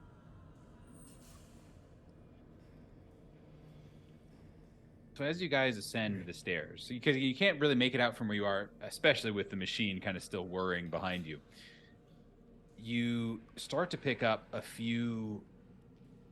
There's several voices, and some of them appear to be kind of just quietly muttering, kind of where you can't quite make it out yet. But you also hear a couple of other voices, and they are voices that sound familiar in a way that only the five of you can truly understand. Voices that are yours, but are not yours. It sounds like there are some other cages up there. And you hear these voices, and they're all the ones that you're kind of picking out now over this muttering, and now that you're distant from the machine, several of them are shouting, and are screaming things. And you hear, "The bees! The bees!" You hear someone shouting about like a pig, maybe something, and maybe like the name Amir. It's not really sure. And you also hear, "I'll figure it out. I know it. I'll figure it out. I'll get it." And as you kind of enter into this, you see a complex scene. In several rooms, like the ones you passed earlier, you can actually see, again, there actually have like kind of see-through doors that are, you can kind of like flip a switch and look in. And you see in 3 different rooms are 3 different cages. One appears to be just flailing at his, at his hair, and kind of above him, swatting at, I don't know, something invisible. One just appears to be kind of slunk on all, onto his knees, hunched over. He's, long hair, seems to be covered in like dirt, maybe, and just kind of long, scraggly hair, and just seems to be weeping, again, saying something about a pig. It's not really clear. He's not making a lot of sense. And then you see a strange kind of like black and white person who is wearing a big trench coat and a mask and like a fedora, and is, again, one mumbling, like, "I'll get it, I'll figure it out," and is just turning over what appears to be a Rubik's Cube. And all 3 of them don't seem to notice what is going on around them, you or the other thing happening in this room, because you see 3 other figures. And they are also kind of unmistakably cage-shaped, we'll say. But they don't. It is very kind of like Into the Spider-Verse, where you can innately sense, there's the soul of a cage in there. No matter what form they take, no matter if they are animated or real life, no matter if they're from the 80s, 90s, or today, you just know there's this frequency, this resonance. And none of the 3 figures kind of in front of you seem to have that, but are seemingly just Nicolas Cage shaped. And they're each wearing kind of, button-up shirts, and are all kind of talking and huddling over some sort of briefcase. You're not sure, some sort of box in the middle of this kind of room. But no one has noticed you yet. What do you do? And Ronnie, did you have something? It's really dumb. What? Okay. I'm gonna No. thoroughly encourage it. What? I don't know. I'll hear you out, Candace, and let's see if it's dumb. Ugh. Do you know who Lizzie Kaplan is, the actor? Duh. Okay, so do yourself a favor. Do me a favor right now, so you can get in my headspace. Think about Lizzie Kaplan. Think about young Nicolas. Think about young Nicolas Cage. Yep. And notice that they are basically, like, what is that? Rule 63. They are the same face. The eyes, the nose, the mouth, the face shape. That is a lady Cage in disguise. That's my argument. And then once we have agreed that this argument is correct, I will move to the next phase. I don't like what you've just told me. Like, Yes, you can't unsee emotionally. it. Yeah. I haven't processed it yet. I think it's because my brain is actively rejecting it. Yes. As someone who is a large Lizzie Kaplan fan Yes. and stan and has a long, kind of gestating celebrity Right. crush on Lizzie Kaplan. Correct. Yes. See, So, bisexual, so it works for me. yeah, I mean, I've been stewing in it for some time. I and mean, it's but wonderful. I'm cage sexual, so like, let's not, it's just it's just I need to think about it is all. Okay. But for the sake of the fact that we're live streaming on Twitch and playing a Nicolas Yes. Cage based game, I'll hear you out. Continue. So if one of these cages that are not cages is Lizzie Kaplan, who is cage-esque, as you said, I would like to propose a honey trap because that's what I do. So what I'll say is, I mean, first of all, why restrict it to Lizzie Kaplan? I mean, I could probably take out the whole room. We can Yeah. have some cage on cage action. For sure. I think first and foremost. Yes. And I say this not to dissuade or negate your idea, because I am very pro this idea.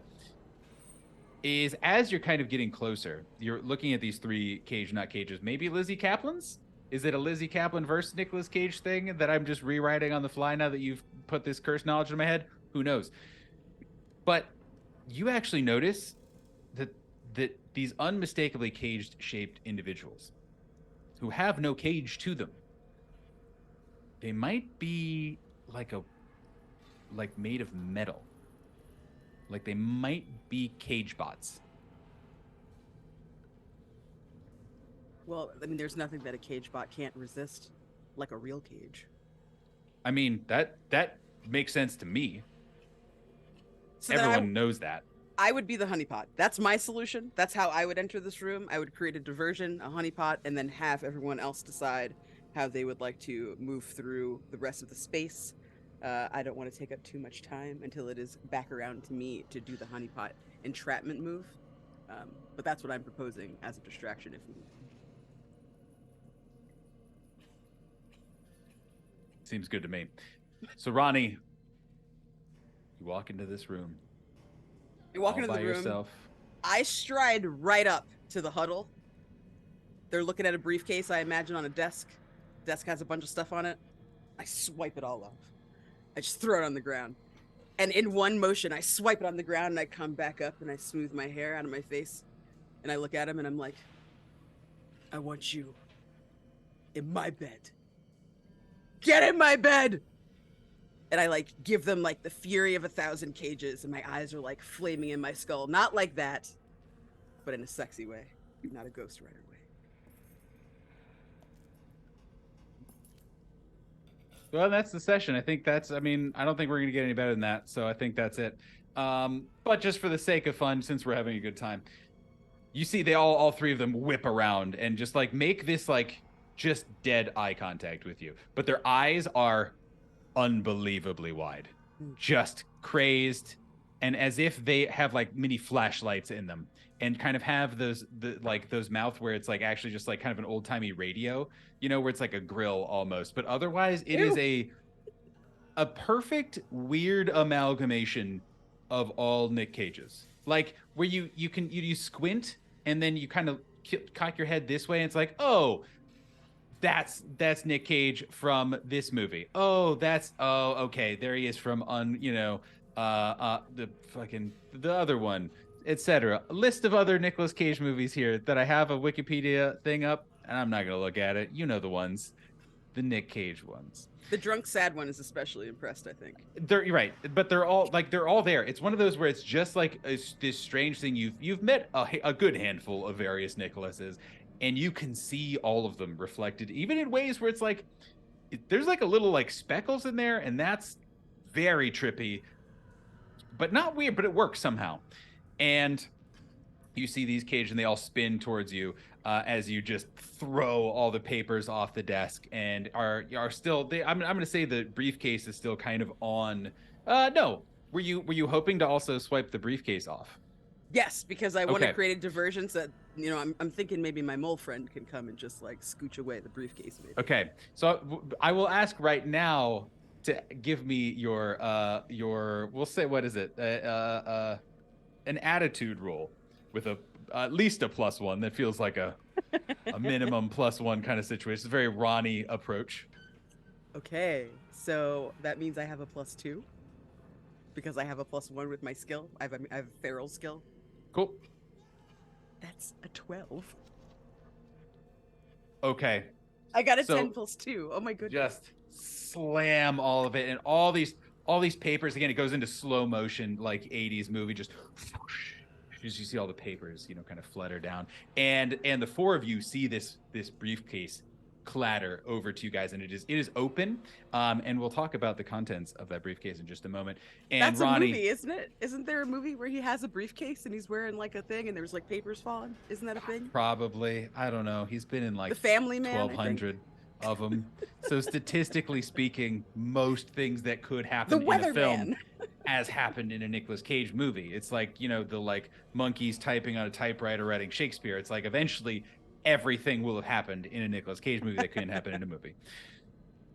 And Ronnie, you like put yourself fully just on display for these 3 cage bots, and they all turn to you robotically and look at you just ramrod straight and stare at you with these big kind of wide beam eyes. And then you see them look down and look up and look down and look up, and then lean in and say, "Identify yourself, sexy." Ronnie Camerari. Nice to meet you. What are you doing here, sexy? I think you just answered your own question. And they all just like go back up straight. And the 4 of you look down, see all this happening, and see that Ronnie is pulling this off. Ronnie's pulling this off, unquestionably. And you're like, oh, Ronnie, I hadn't really looked at him like that. That's very interesting. But you guys all, kind of all, as all this is happening, you're almost too engrossed watching Ronnie interacting with these cage bots. But then one, if not all of you, kind of your eyes look down at this briefcase that they were all, kind of surrounding. And you see there's a timer, a digital clock, and it's counting down. And you see strapped to it are bricks of C4. There's a bomb in this briefcase. The 4 of you see this. You see that Ronnie is successfully distracting the cage bots up ahead. You don't know how long it's going to last. It's going pretty good. So probably a little while. But you see, this is a minute maybe left on this. Whatever they were doing, it was about to happen. But you guys came somehow just in the nick of time. I didn't even mean to do that. That's how good I am. So Ronnie is successfully kind of, putting out the vibes and kind of distracting the variety of cage bots. And you hear just motorcycle engines revving in the background, just like Ghost always Rider? happens. Ghost Rider, who's working through some stuff also here at the crate. There's a live bomb. Thank you, Speckles. There's a live bomb sitting mere feet in front of you. I will say, Big Daddy and Speckles both know you can't just run away from this one. There's so much, like, it is a big enough bomb that you couldn't get away in time. But you also know that you're heroes. You're Nic Cages, and you're here to solve problems. As Ronnie is seducing these robots, because what other word is there for it? How do the 4 of you react in this moment?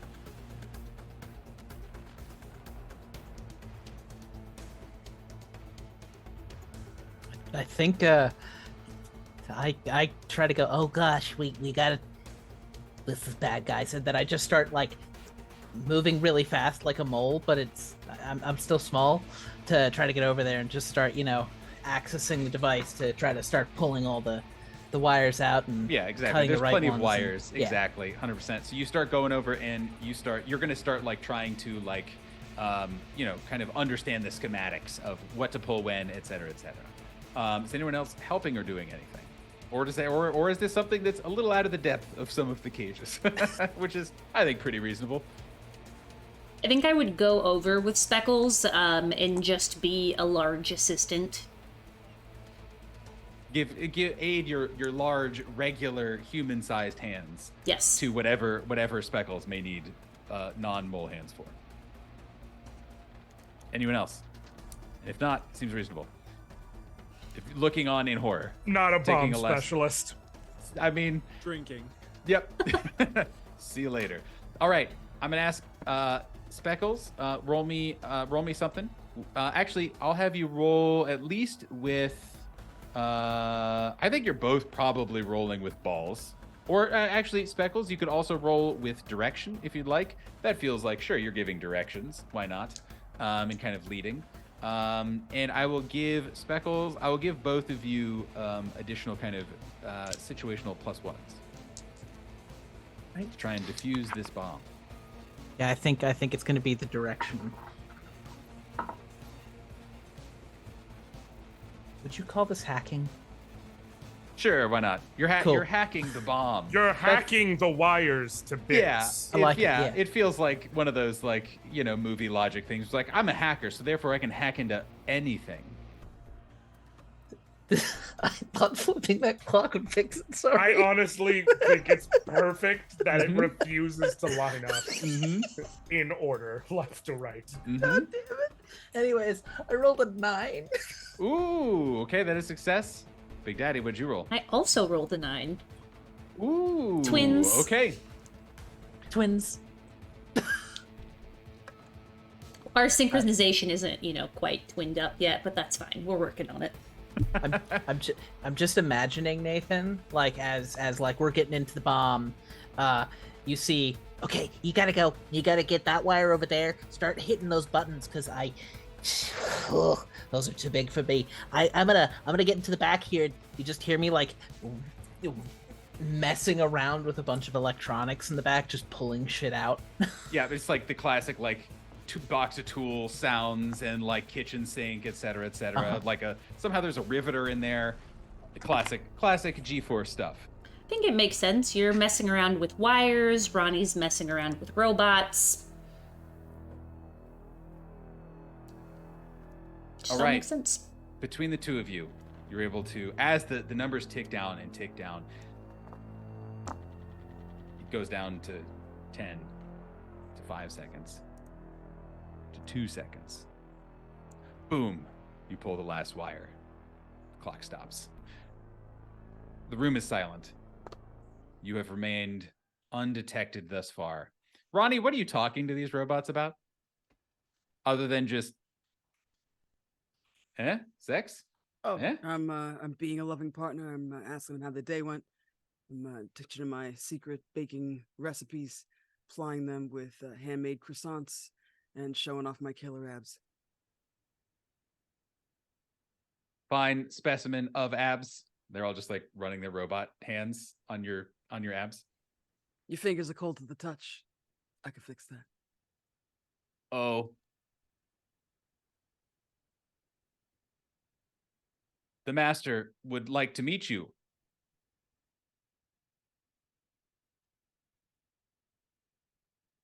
I just stare confidently, just gazing. Should we go meet the master? Lead the way, sweetheart. Guys! Bring me the big knife. We're going up. I'll ask. As all this was happening, were the four of you, and I'm imagining this conversation takes like a moment. You guys have time to hear the master would like to meet you. Are the four of you waiting for Ronnie to kind of yell out at you guys to be like, hey, come on over? Are you guys sneaking out? Are you guys doing something different? I'm going to do something on the side, if I may. Absolutely. I'm gonna go to our black clad, not Technicolor, noir-esque Cage friend Yep. to the side who is messing with a Rubik's Cube, and I'm gonna pull out a small, just like a small red ball, but it's gonna be all one color. I'm gonna say, I think I might need to use that. I'd like to propose a trade, and it may also solve your problem if the puzzle's no longer there.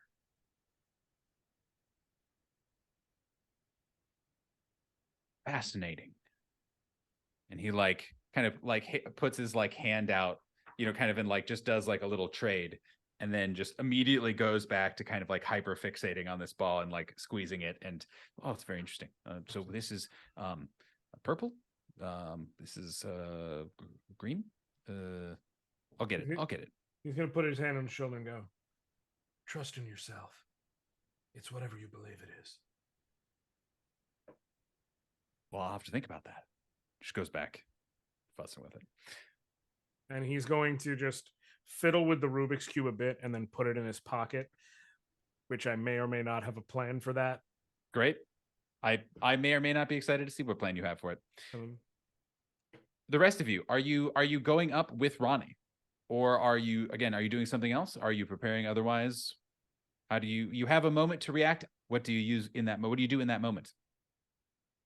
Joining Ronnie. Like I can't think of a cagey thing to do other than just like, have like the sword resting on shoulder and like slowly have the grip and like the snake ready to go and like walking over cautiously. Arms crossed, following. Maybe there's a mole on my shoulder, maybe not. There absolutely is a mole in the shoulder, and I think that like once I was climbing up your shoulder, we shared like one of those moments that you have in a movie where you just look to each other meaningfully and just nod, like a single nod though, because it's the Cage nod, and then I look like I'm ready to walk, but then I remember I'm on someone's shoulder and just stand there awkwardly. Perfect. The robots all turn and say, "Oh, you have brought others. The master will be pleased." And they all turn and like start leading you up, Ronnie. And Ronnie, you as an animal, as a wild creature who is yet to be tamed, or maybe you have been tamed. I don't know what your current relationship status with Cher is.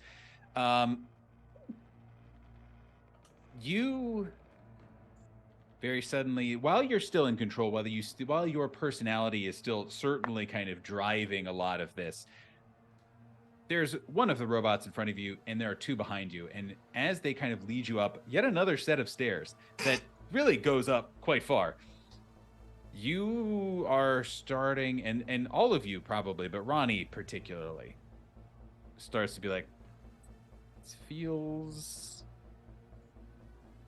tight. And the five of you walk up these stairs, and you emerge into and again, it's not just straight up, you start going up this spiral staircase that goes up into like, kind of a big cylindrical space. And you're walking up a ways, and all of these stairs are also inexplicably a little rickety, in a way that you're like, that Benjamin Franklin Gates, you're like, this is very reminiscent of an adventure that I once went on, but doesn't really go with the rest of the decor. And you are all kind of walking up, and you emerge into a large room that you immediately peg as like an observatory. You see this big telescope right in the middle, where it's huge, and wonderful ceilings that you can now see stars out of, that are all glassy, potted plants, seating areas, books, all that kind of good stuff, but very, very peaceful, very nice. And you see a figure who is looking through this large telescope, who's actively, and says and you immediately peg as a fellow Cage, immediately. And you hear their voice ring out, but it sounds strange. It doesn't sound very cagey, I guess, for lack of a better term. And it says, well, it is so wonderful for all of you to have come today. More of us. Wow, incredible. And is looking through this big telescope and looking up. Hasn't acknowledged any of you yet. And says, this is good. This is good. With this, maybe it'll be enough. And he stands up and puts on a little thin pair of kind of glasses and is standing there in very just kind of plain clothing, like khaki pants, button-up shirt, no tie, kind of like not even buttoned all the way up, and is just kind of standing there with really impeccable posture. Is a Nicolas Cage, and is very reminiscent of a lot of you, other than has this like beautiful like flowing hair that is long and full and kind of is curled down in front of their face a little bit. And they said, there were many cages here. I had worried it would not be enough, but are you here with the council?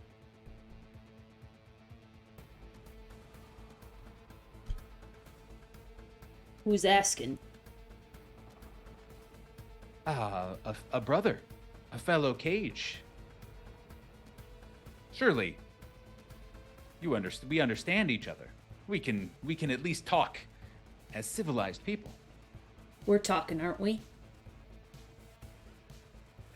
Well, I suppose so.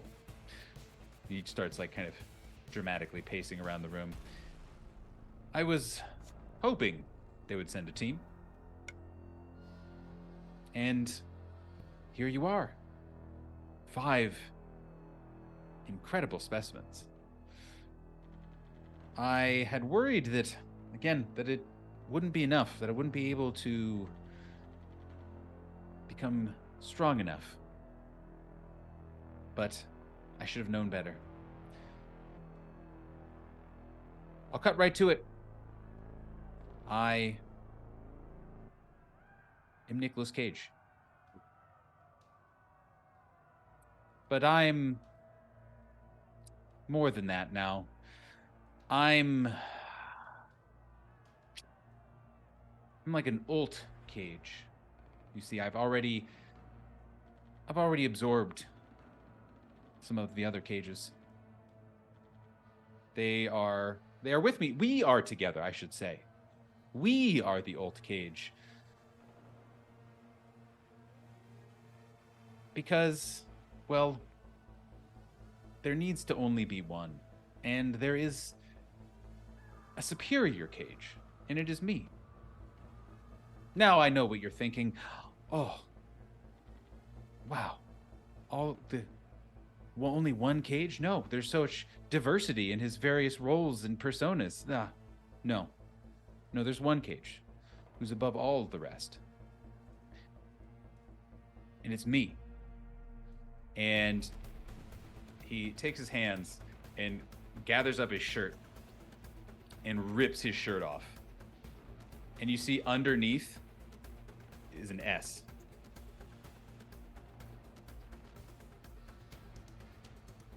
I'm Super Cage. I am Superman. You can call me Cage L if you prefer, but I became Superman. I inspired millions. I saved the world through 12 sequels. And now you must join me. Because there should only be one Cage. There needs to be a true Cage, a singular Cage of singular vision, of singular artistic expression. And it's me. It's me. How do you all react to this? I think oh, go ahead. No, No, go please, ahead. Speckles, you go. I think I check my I pull out my little tablet and I'm looking through it and I'm like, Super Cage.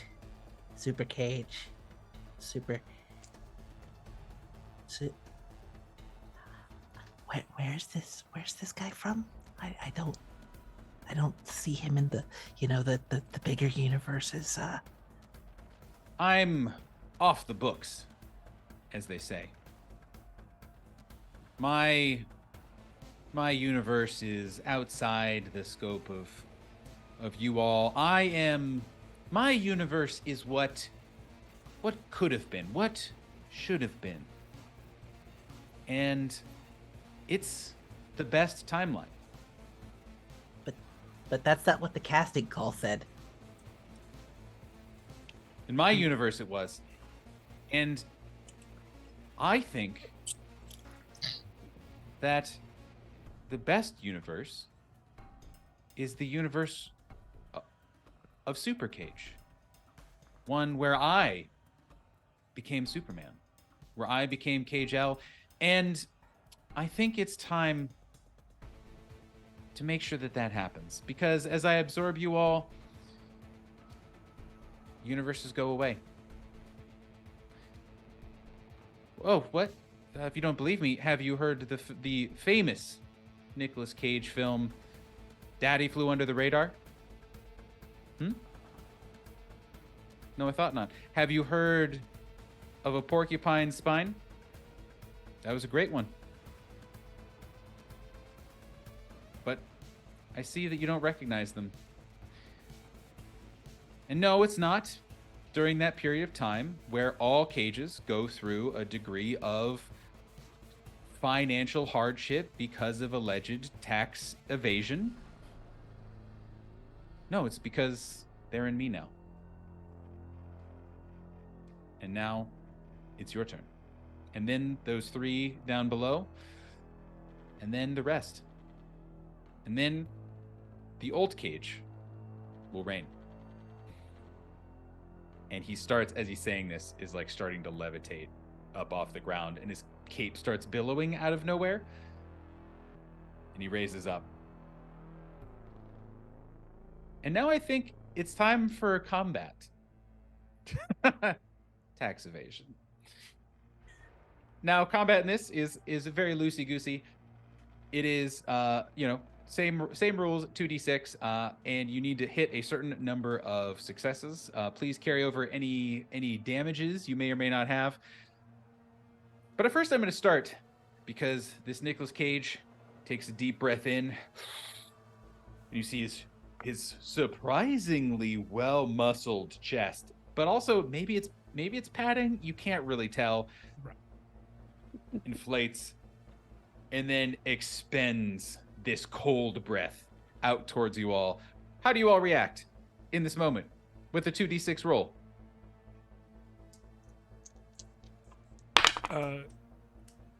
Benjamin Franklin Gates gonna do a good old dive out of the way. He's used to avoiding danger. Very true.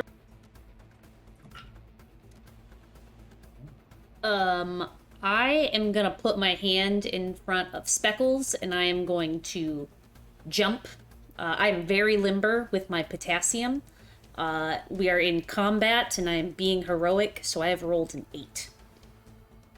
Rolled a 10. I almost spit water everywhere when you said with your potassium. Yep. That was not the time for me to drink. How is everyone else getting out of the way of this breath? I am going to try and slice through it with the sword. Fuck yeah. And, Obviously. But I roll a 7. Ooh, that's a success, right? Yeah. Yes. Yes, that is a success. Oh, so it is. I'm so sorry. I'm so used to PBTA. You succeeded the cause. So yeah, I'll just succeed. Excellent. So, whoosh, just very anime, where it's like just like wind tunnel is created around you. Hair flying out dramatically. Yeah, very natural hairline hair, just flying backwards in this ice cold wind. Ronnie, how is Ronnie getting? Oh, sorry. Go ahead, Speckles. Nope. Ronnie goes first.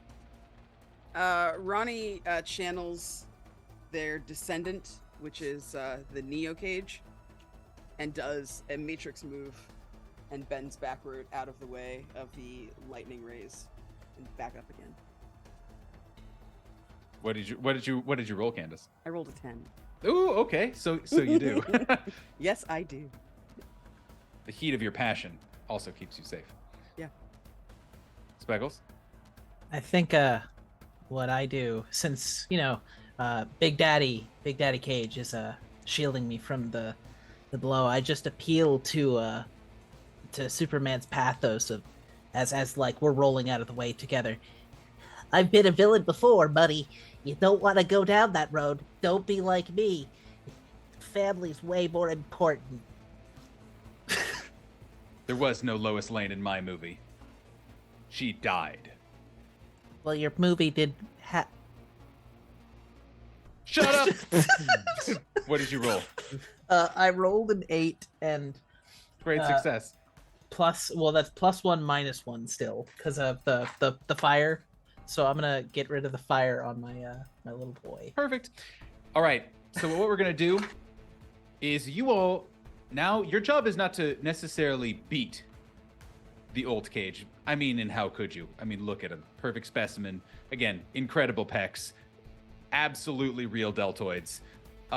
Truly a heroic, confident, cagey disposition. Even though it is clearly alien, there is still some caginess left to them. But your job is to send them back. Is to send whichever cage you come upon back to their kind of home cinematic universe.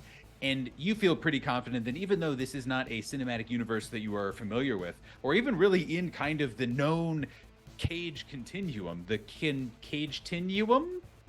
Yep.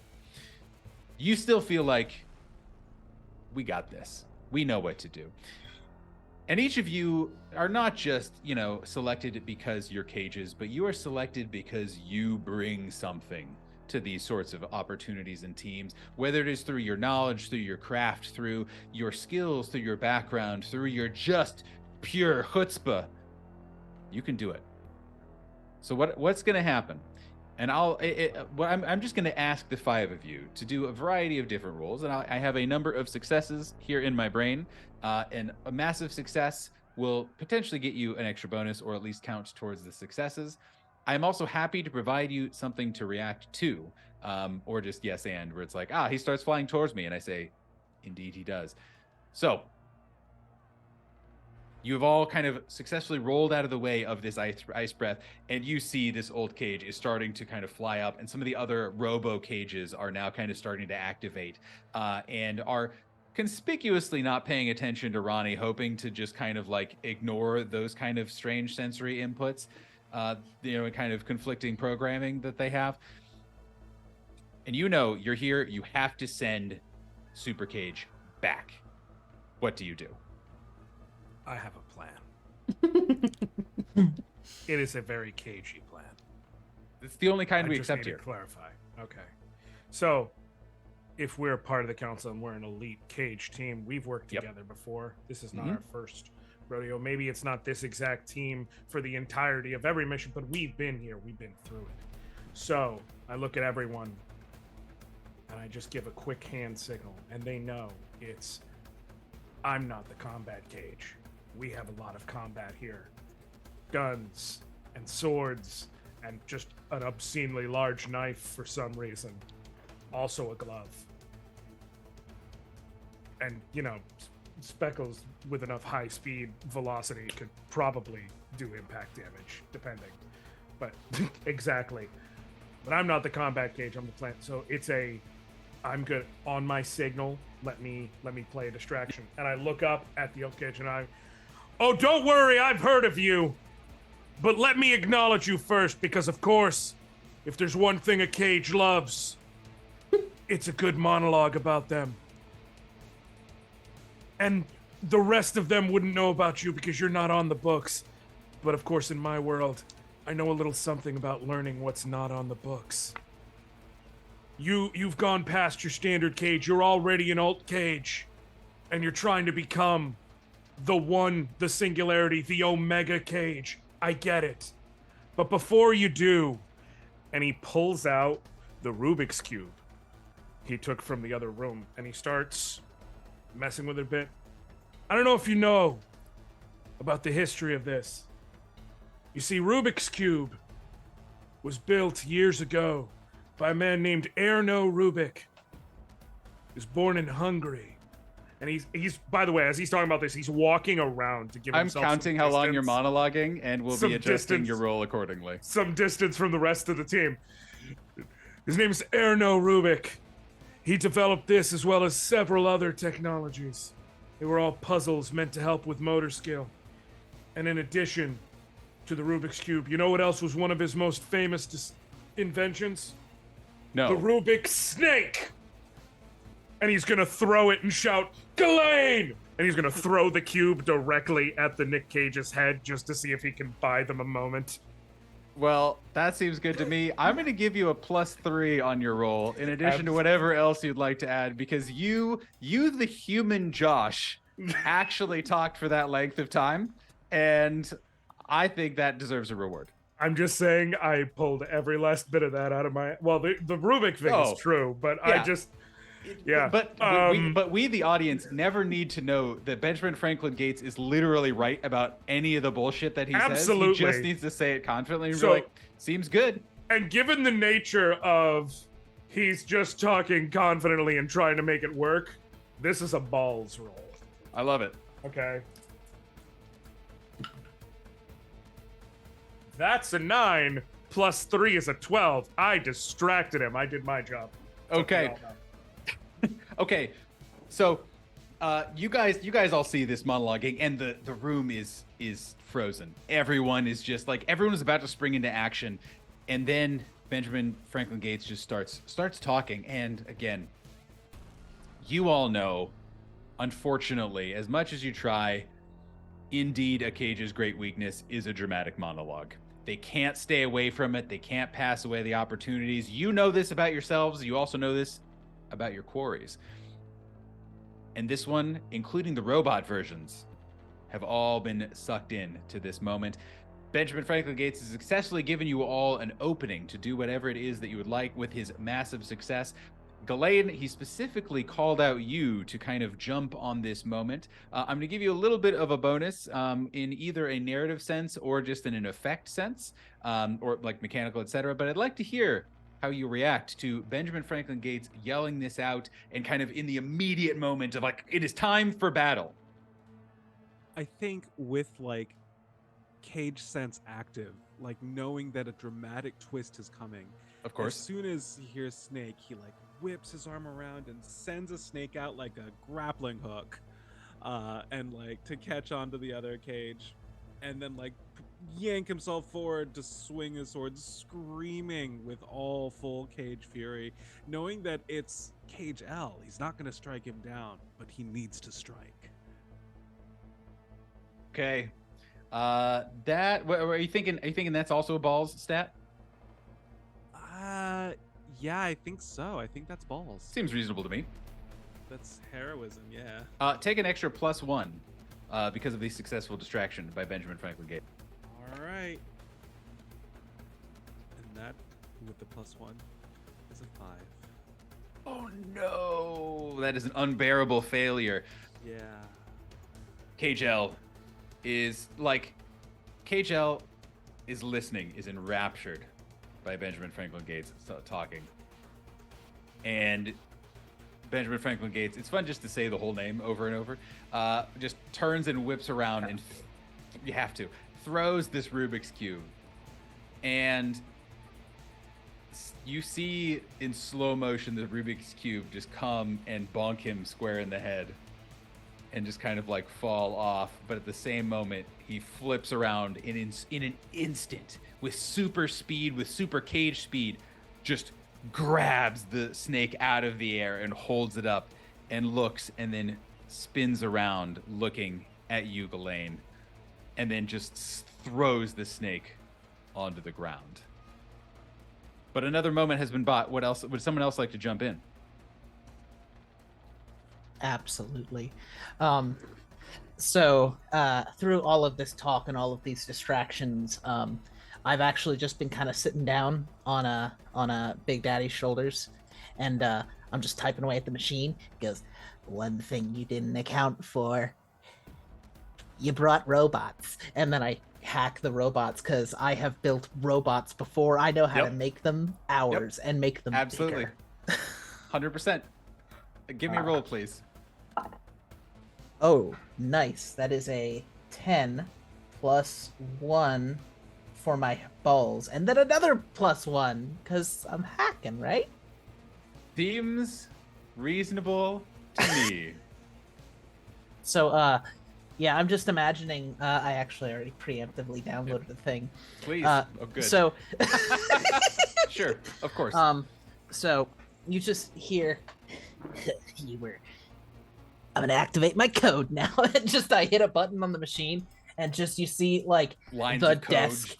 desk in the room, the computers, all the technology starts to like into this sort of gigantic fucking robot that I'm just like, throw me in too. And then I will take over this robot, and I got your back, guys. And I take a defensive stance to make sure that Kal-El can't hurt any of my friends as they get their shit ready. So what I'm gonna insist on, I love this.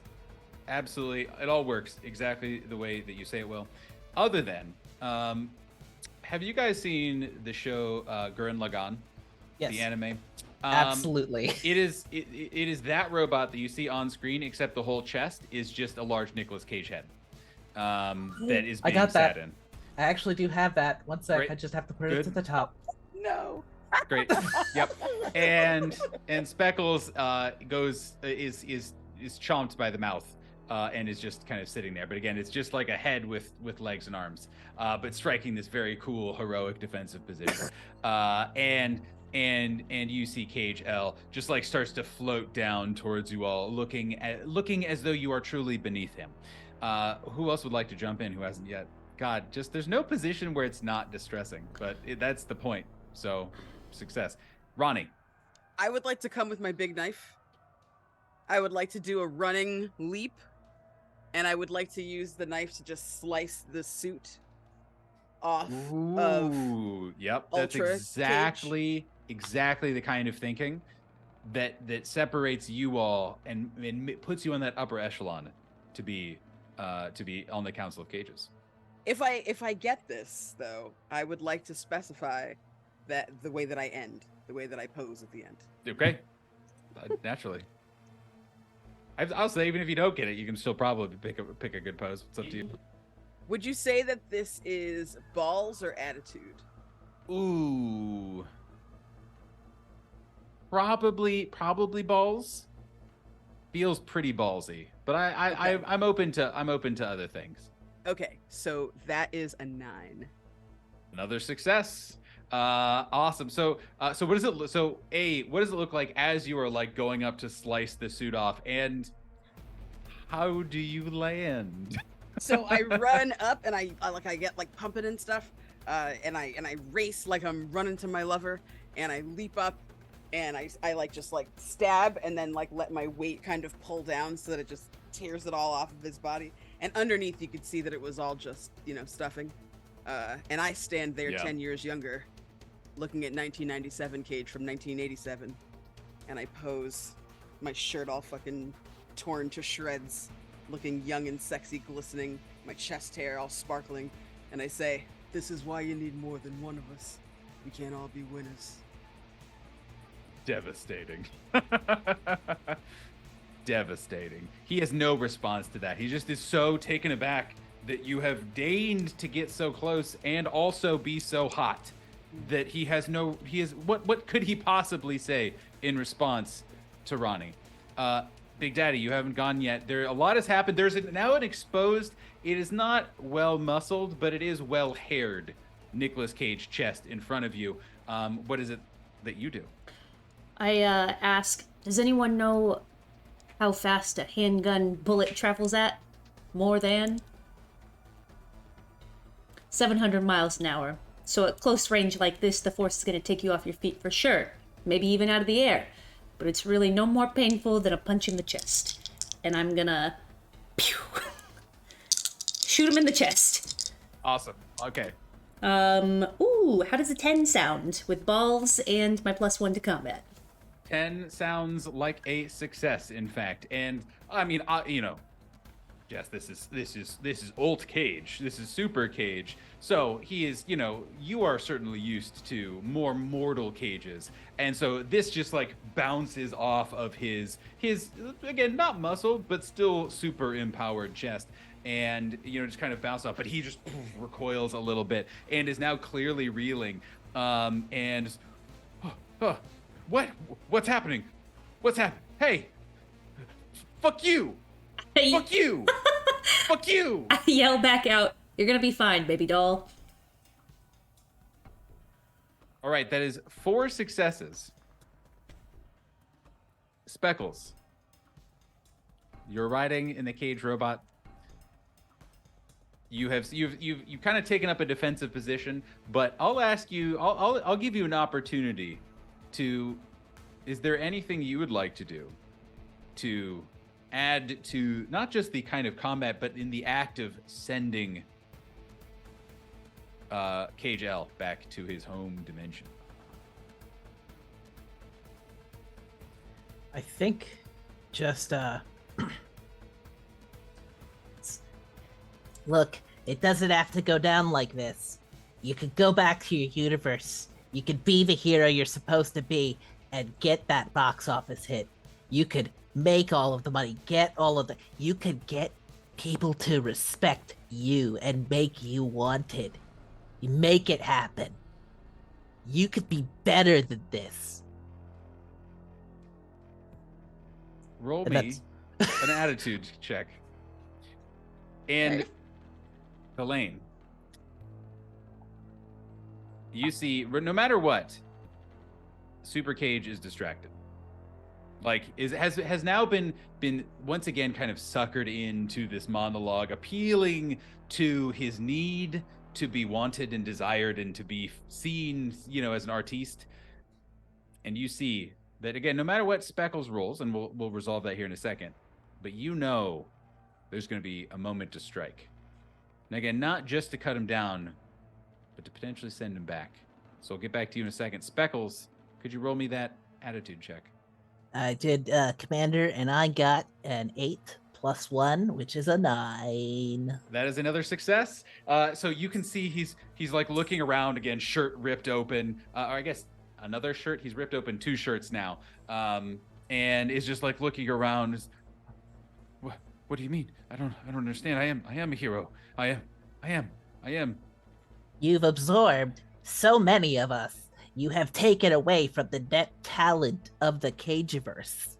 You have belittled us. You need to work on yourself before you try to take all of us. Because that's... No. It has been an unbearable weight. Elaine, you have a moment. That is another success. What do you do? I think as he's reeling from that, Ghislaine will level the sword and say, "You lack one thing all cages have.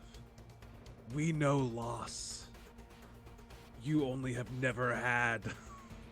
And will then strike full force with the sword. Absolutely. Hell yeah. And that is, oh man, do I get a plus or minus or anything? Oh, what are you rolling? I am rolling. I think it's either attitude or balls. You definitely get a +1 from Speckles. All right. In which case, either way, it is a 7. If I did not get that +1, that would have been a failure. That is a success, and that is the 6th success, which, spoiler alert, that's the number I was looking for. So you all see out of the back as this moment where Super Cage, it kind of dawns on him. You guys have communicated his place in kind of the Cageverse and kind of contextualized all of this, and he just looks down, and then Ghislaine comes, shining light behind him. It just hands on, I don't know, presumably a katana of some sort, if we're being honest, overhead, and just strikes down flash of beautiful light. And another wormhole opens and starts to swirl and kind of starts to suck him in. And you can see in the background, you can see this other world, and it is a beautiful utopia where Nicolas Cage got to be Superman. And there are flying cars, jetpacks, universal healthcare, the works. You can see that all just from a glance from inside this portal. But you know you've done the right thing. He looks up at you all, just tears streaming down his face. Boo! Boo! Boo! Whoosh. He's sucked back into what seemed, at least, like a utopian existence, but you know there is no true utopia for Nicolas Cage. There's always a little bit of pain. You all look around at each other, seeing the threat is gone, and knowing you've done your job, done your duty, done what needed to be done to protect the Cageverse. And then we're going to smash cut back to the bar. Back to where it all started. You're all sitting around. There's no handler there. It's towards the end of the night. It's quieter. What are each of you drinking?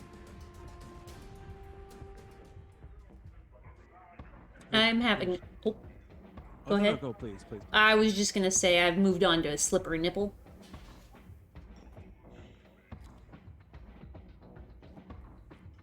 I'm drinking from the gourd, that vile concoction. I actually just have a bowl of worms that I'm snacking on. They have that here. I'm drinking a fancy Italian wine. And I'm drinking a printer's punch. If there's one thing Benjamin Franklin knew how to do, it was drink.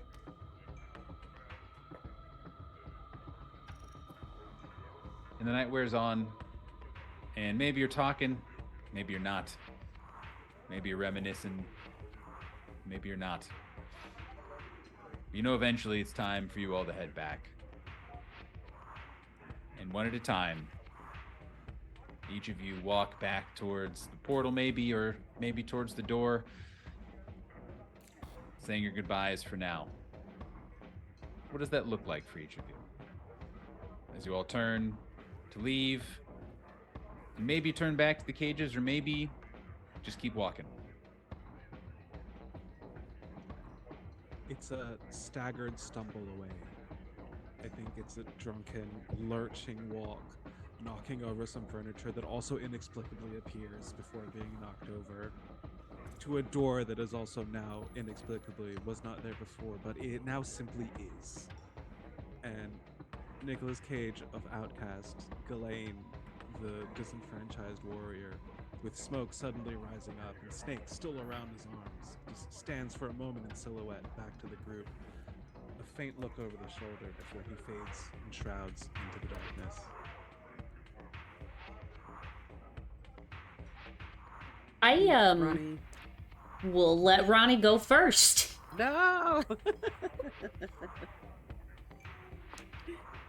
Okay, I will actually turn towards the barkeep and say, "Hey, that TV there, can we put something on?" Yeah, sure, of course. What Hey. do you, anything on your mind? Kick-Ass 2. I'd like to see my baby girl shine.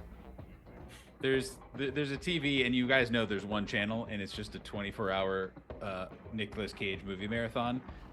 Because, you know, it's good for work. You get to meet the other Cages, but also, I mean, you're really good. So, like, you know, it's entertaining stuff. And yeah, he just, you know, kind of like picks from a menu. Hits play. Tear in my eye. I ask for a fireball shot. Slides it over.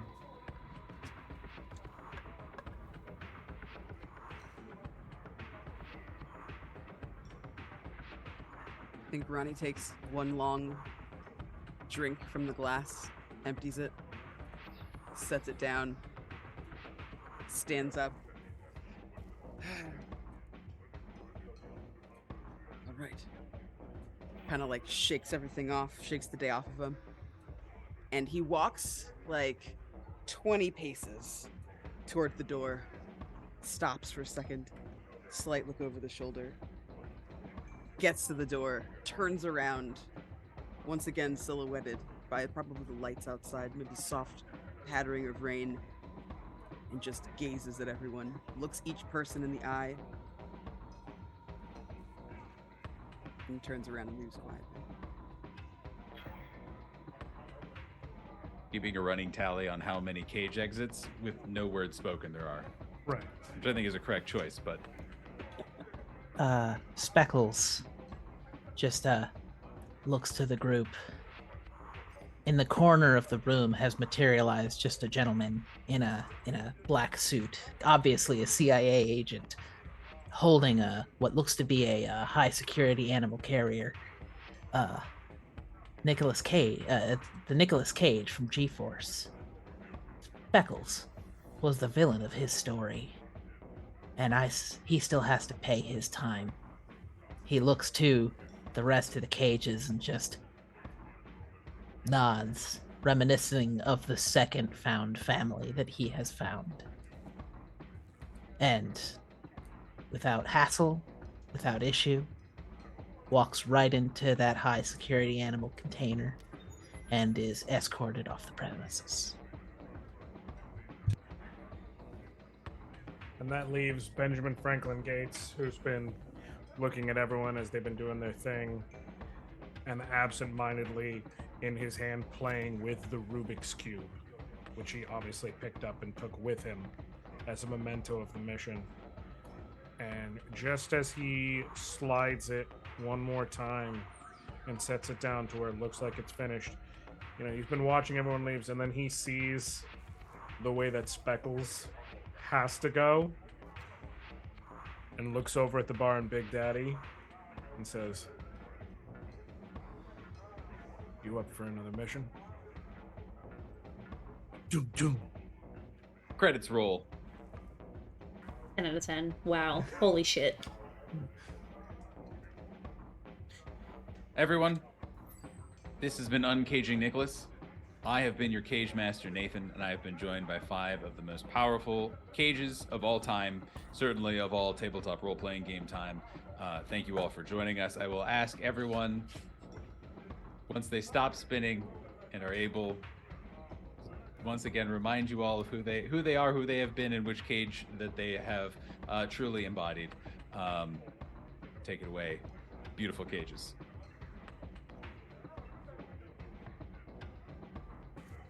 Or not. It'll be truly silent. I'll go ahead and start. Hi, my name's Josh. You can call me an Orion. I use he, him pronouns as stated. And tonight I was playing Benjamin Franklin Gates, a.k.a. National Treasure Nic Cage. You can find me at twitter.com/AnOrionGD. You can find me at twitch.tv/AnOrion. I do video games, old stuff, new stuff, platformers, RPGs. Been playing Final Fantasy 16 lately, and that's been the focus of my channel. Been having fun, and this has been literally maybe the most funny game I've ever played. So, thank you all for having me. Thank you, Jess, for inviting me. And I'm panned it off. John. Oh, Candace, go. Hi, I've been Ronnie Camerari, aka Nic Cage, aka Nic Cage from Moonstruck. My name is Candace. You can find me at that Candace Girl on Twitter or at Candace Magnificent pretty much everywhere else. I will be in a bunch of places coming up, so check my schedule in all of those places. Occasionally I do ukulele covers of songs. I'm supposed to be doing some for Pride. I don't know if it's happening. You can also catch me on Saturday over at Apochromatic Unlimited, running some Thirsty Sword Lesbians for the last unofficial day of Pride, 7/1. And then a bunch of stuff coming up next month that I don't know if it's been announced yet. So please look at my Twitter, and thank you for being here. I was volunteered, so hi all, I'm John Johnson. I use they and any pronouns. You can find me on the Dungeons and Drama Nerds podcast for a couple of arcs, for Up the Apocalypse World arc, for Oh Snap, Bigfoot Stole My Car with my friend's birthday present inside, and the Thirsty Sword Lesbians arc also. You can find me on Moon Harbor Heroes, which is a Masks actual play podcast, Masks New Generation, and I will be, I'm not sure if it's like officially announced yet, but I'll be joining the cast of the last Omnitex Mouse Guard stream on Thursdays. So I'm gonna be a ferocious little mouse. And I will popcorn it over to Speckles. Hi, I'm Speckles, but actually, you can call me Unc. You can find me at Mirrored Unc. I do TTRPG things. I will be getting more into the VTubing scene of things, and as well, you will see me joining the cast of an AP that may or may not be over at Exquisite Corpse. So you should go give them a follow and keep an eye out for things. But it's been fun, and thank you for having me, guys. And that leaves me, I guess, right? Popcorn Jess. Oh, I'm so sorry, Nathan. You go. I did a pseudo one. Hi, I'm out of character as Cage Master Nathan, and I am just regular Nathan. Thank you all for being here. Thank you, dear players, for bringing your most unhinged caginess to this loosely held plot, we'll say, that I set before you. You can find me on all the various social medias, namely most tabletop role-playing game related. I am the DM over at Reckless Attack weekly podcast, weekly actual play podcast. We also twice a month do interviews with various tabletop role-playing game folks, including one of Candace just relatively recently. And you can find us on all the socials. We do stuff, recklessattack.com. I'm Lurs Blurbs. I think that's down here somewhere, something like that. I guess technically find me on Twitter for now, until we're on to the next thing or not or whatever. But thank you for being here. It was a lot of fun. And that does leave me this time for reals. I'm Jess. My pronouns are they, them, theirs. I played Nic Cage, aka Big Daddy, the Potassium King. I just want to say thank you all so much for coming and playtesting this goofy fucking game that I had on a whim one night before bed. This has been so much fun. I am so excited to take the notes that I've got from tonight, tidy up the document, and get it out into the world, which will be coming in July. So if you're following me on Itch or on Twitter, you will get that information. Other than that, on July 10th at 6 p.m. Pacific Standard Time, we will be hosting a TTRPG charity stream of Thirsty Sword Barbies. Just in time for the Barbie movie right here. It is going to be supporting the Malala Fund. It's going to be a very amazing time. I hope to see y'all there. Again, a huge kudos to the cast, as well as our wonderful GM, Nathan. Thank you for yes-anding, and thank you for saying yes. I hope you all have a wonderful night. We are going to be raiding into D20 Deathmatch. Be safe, wash hands, watch some Nic Cage movies, and see you later. Bye!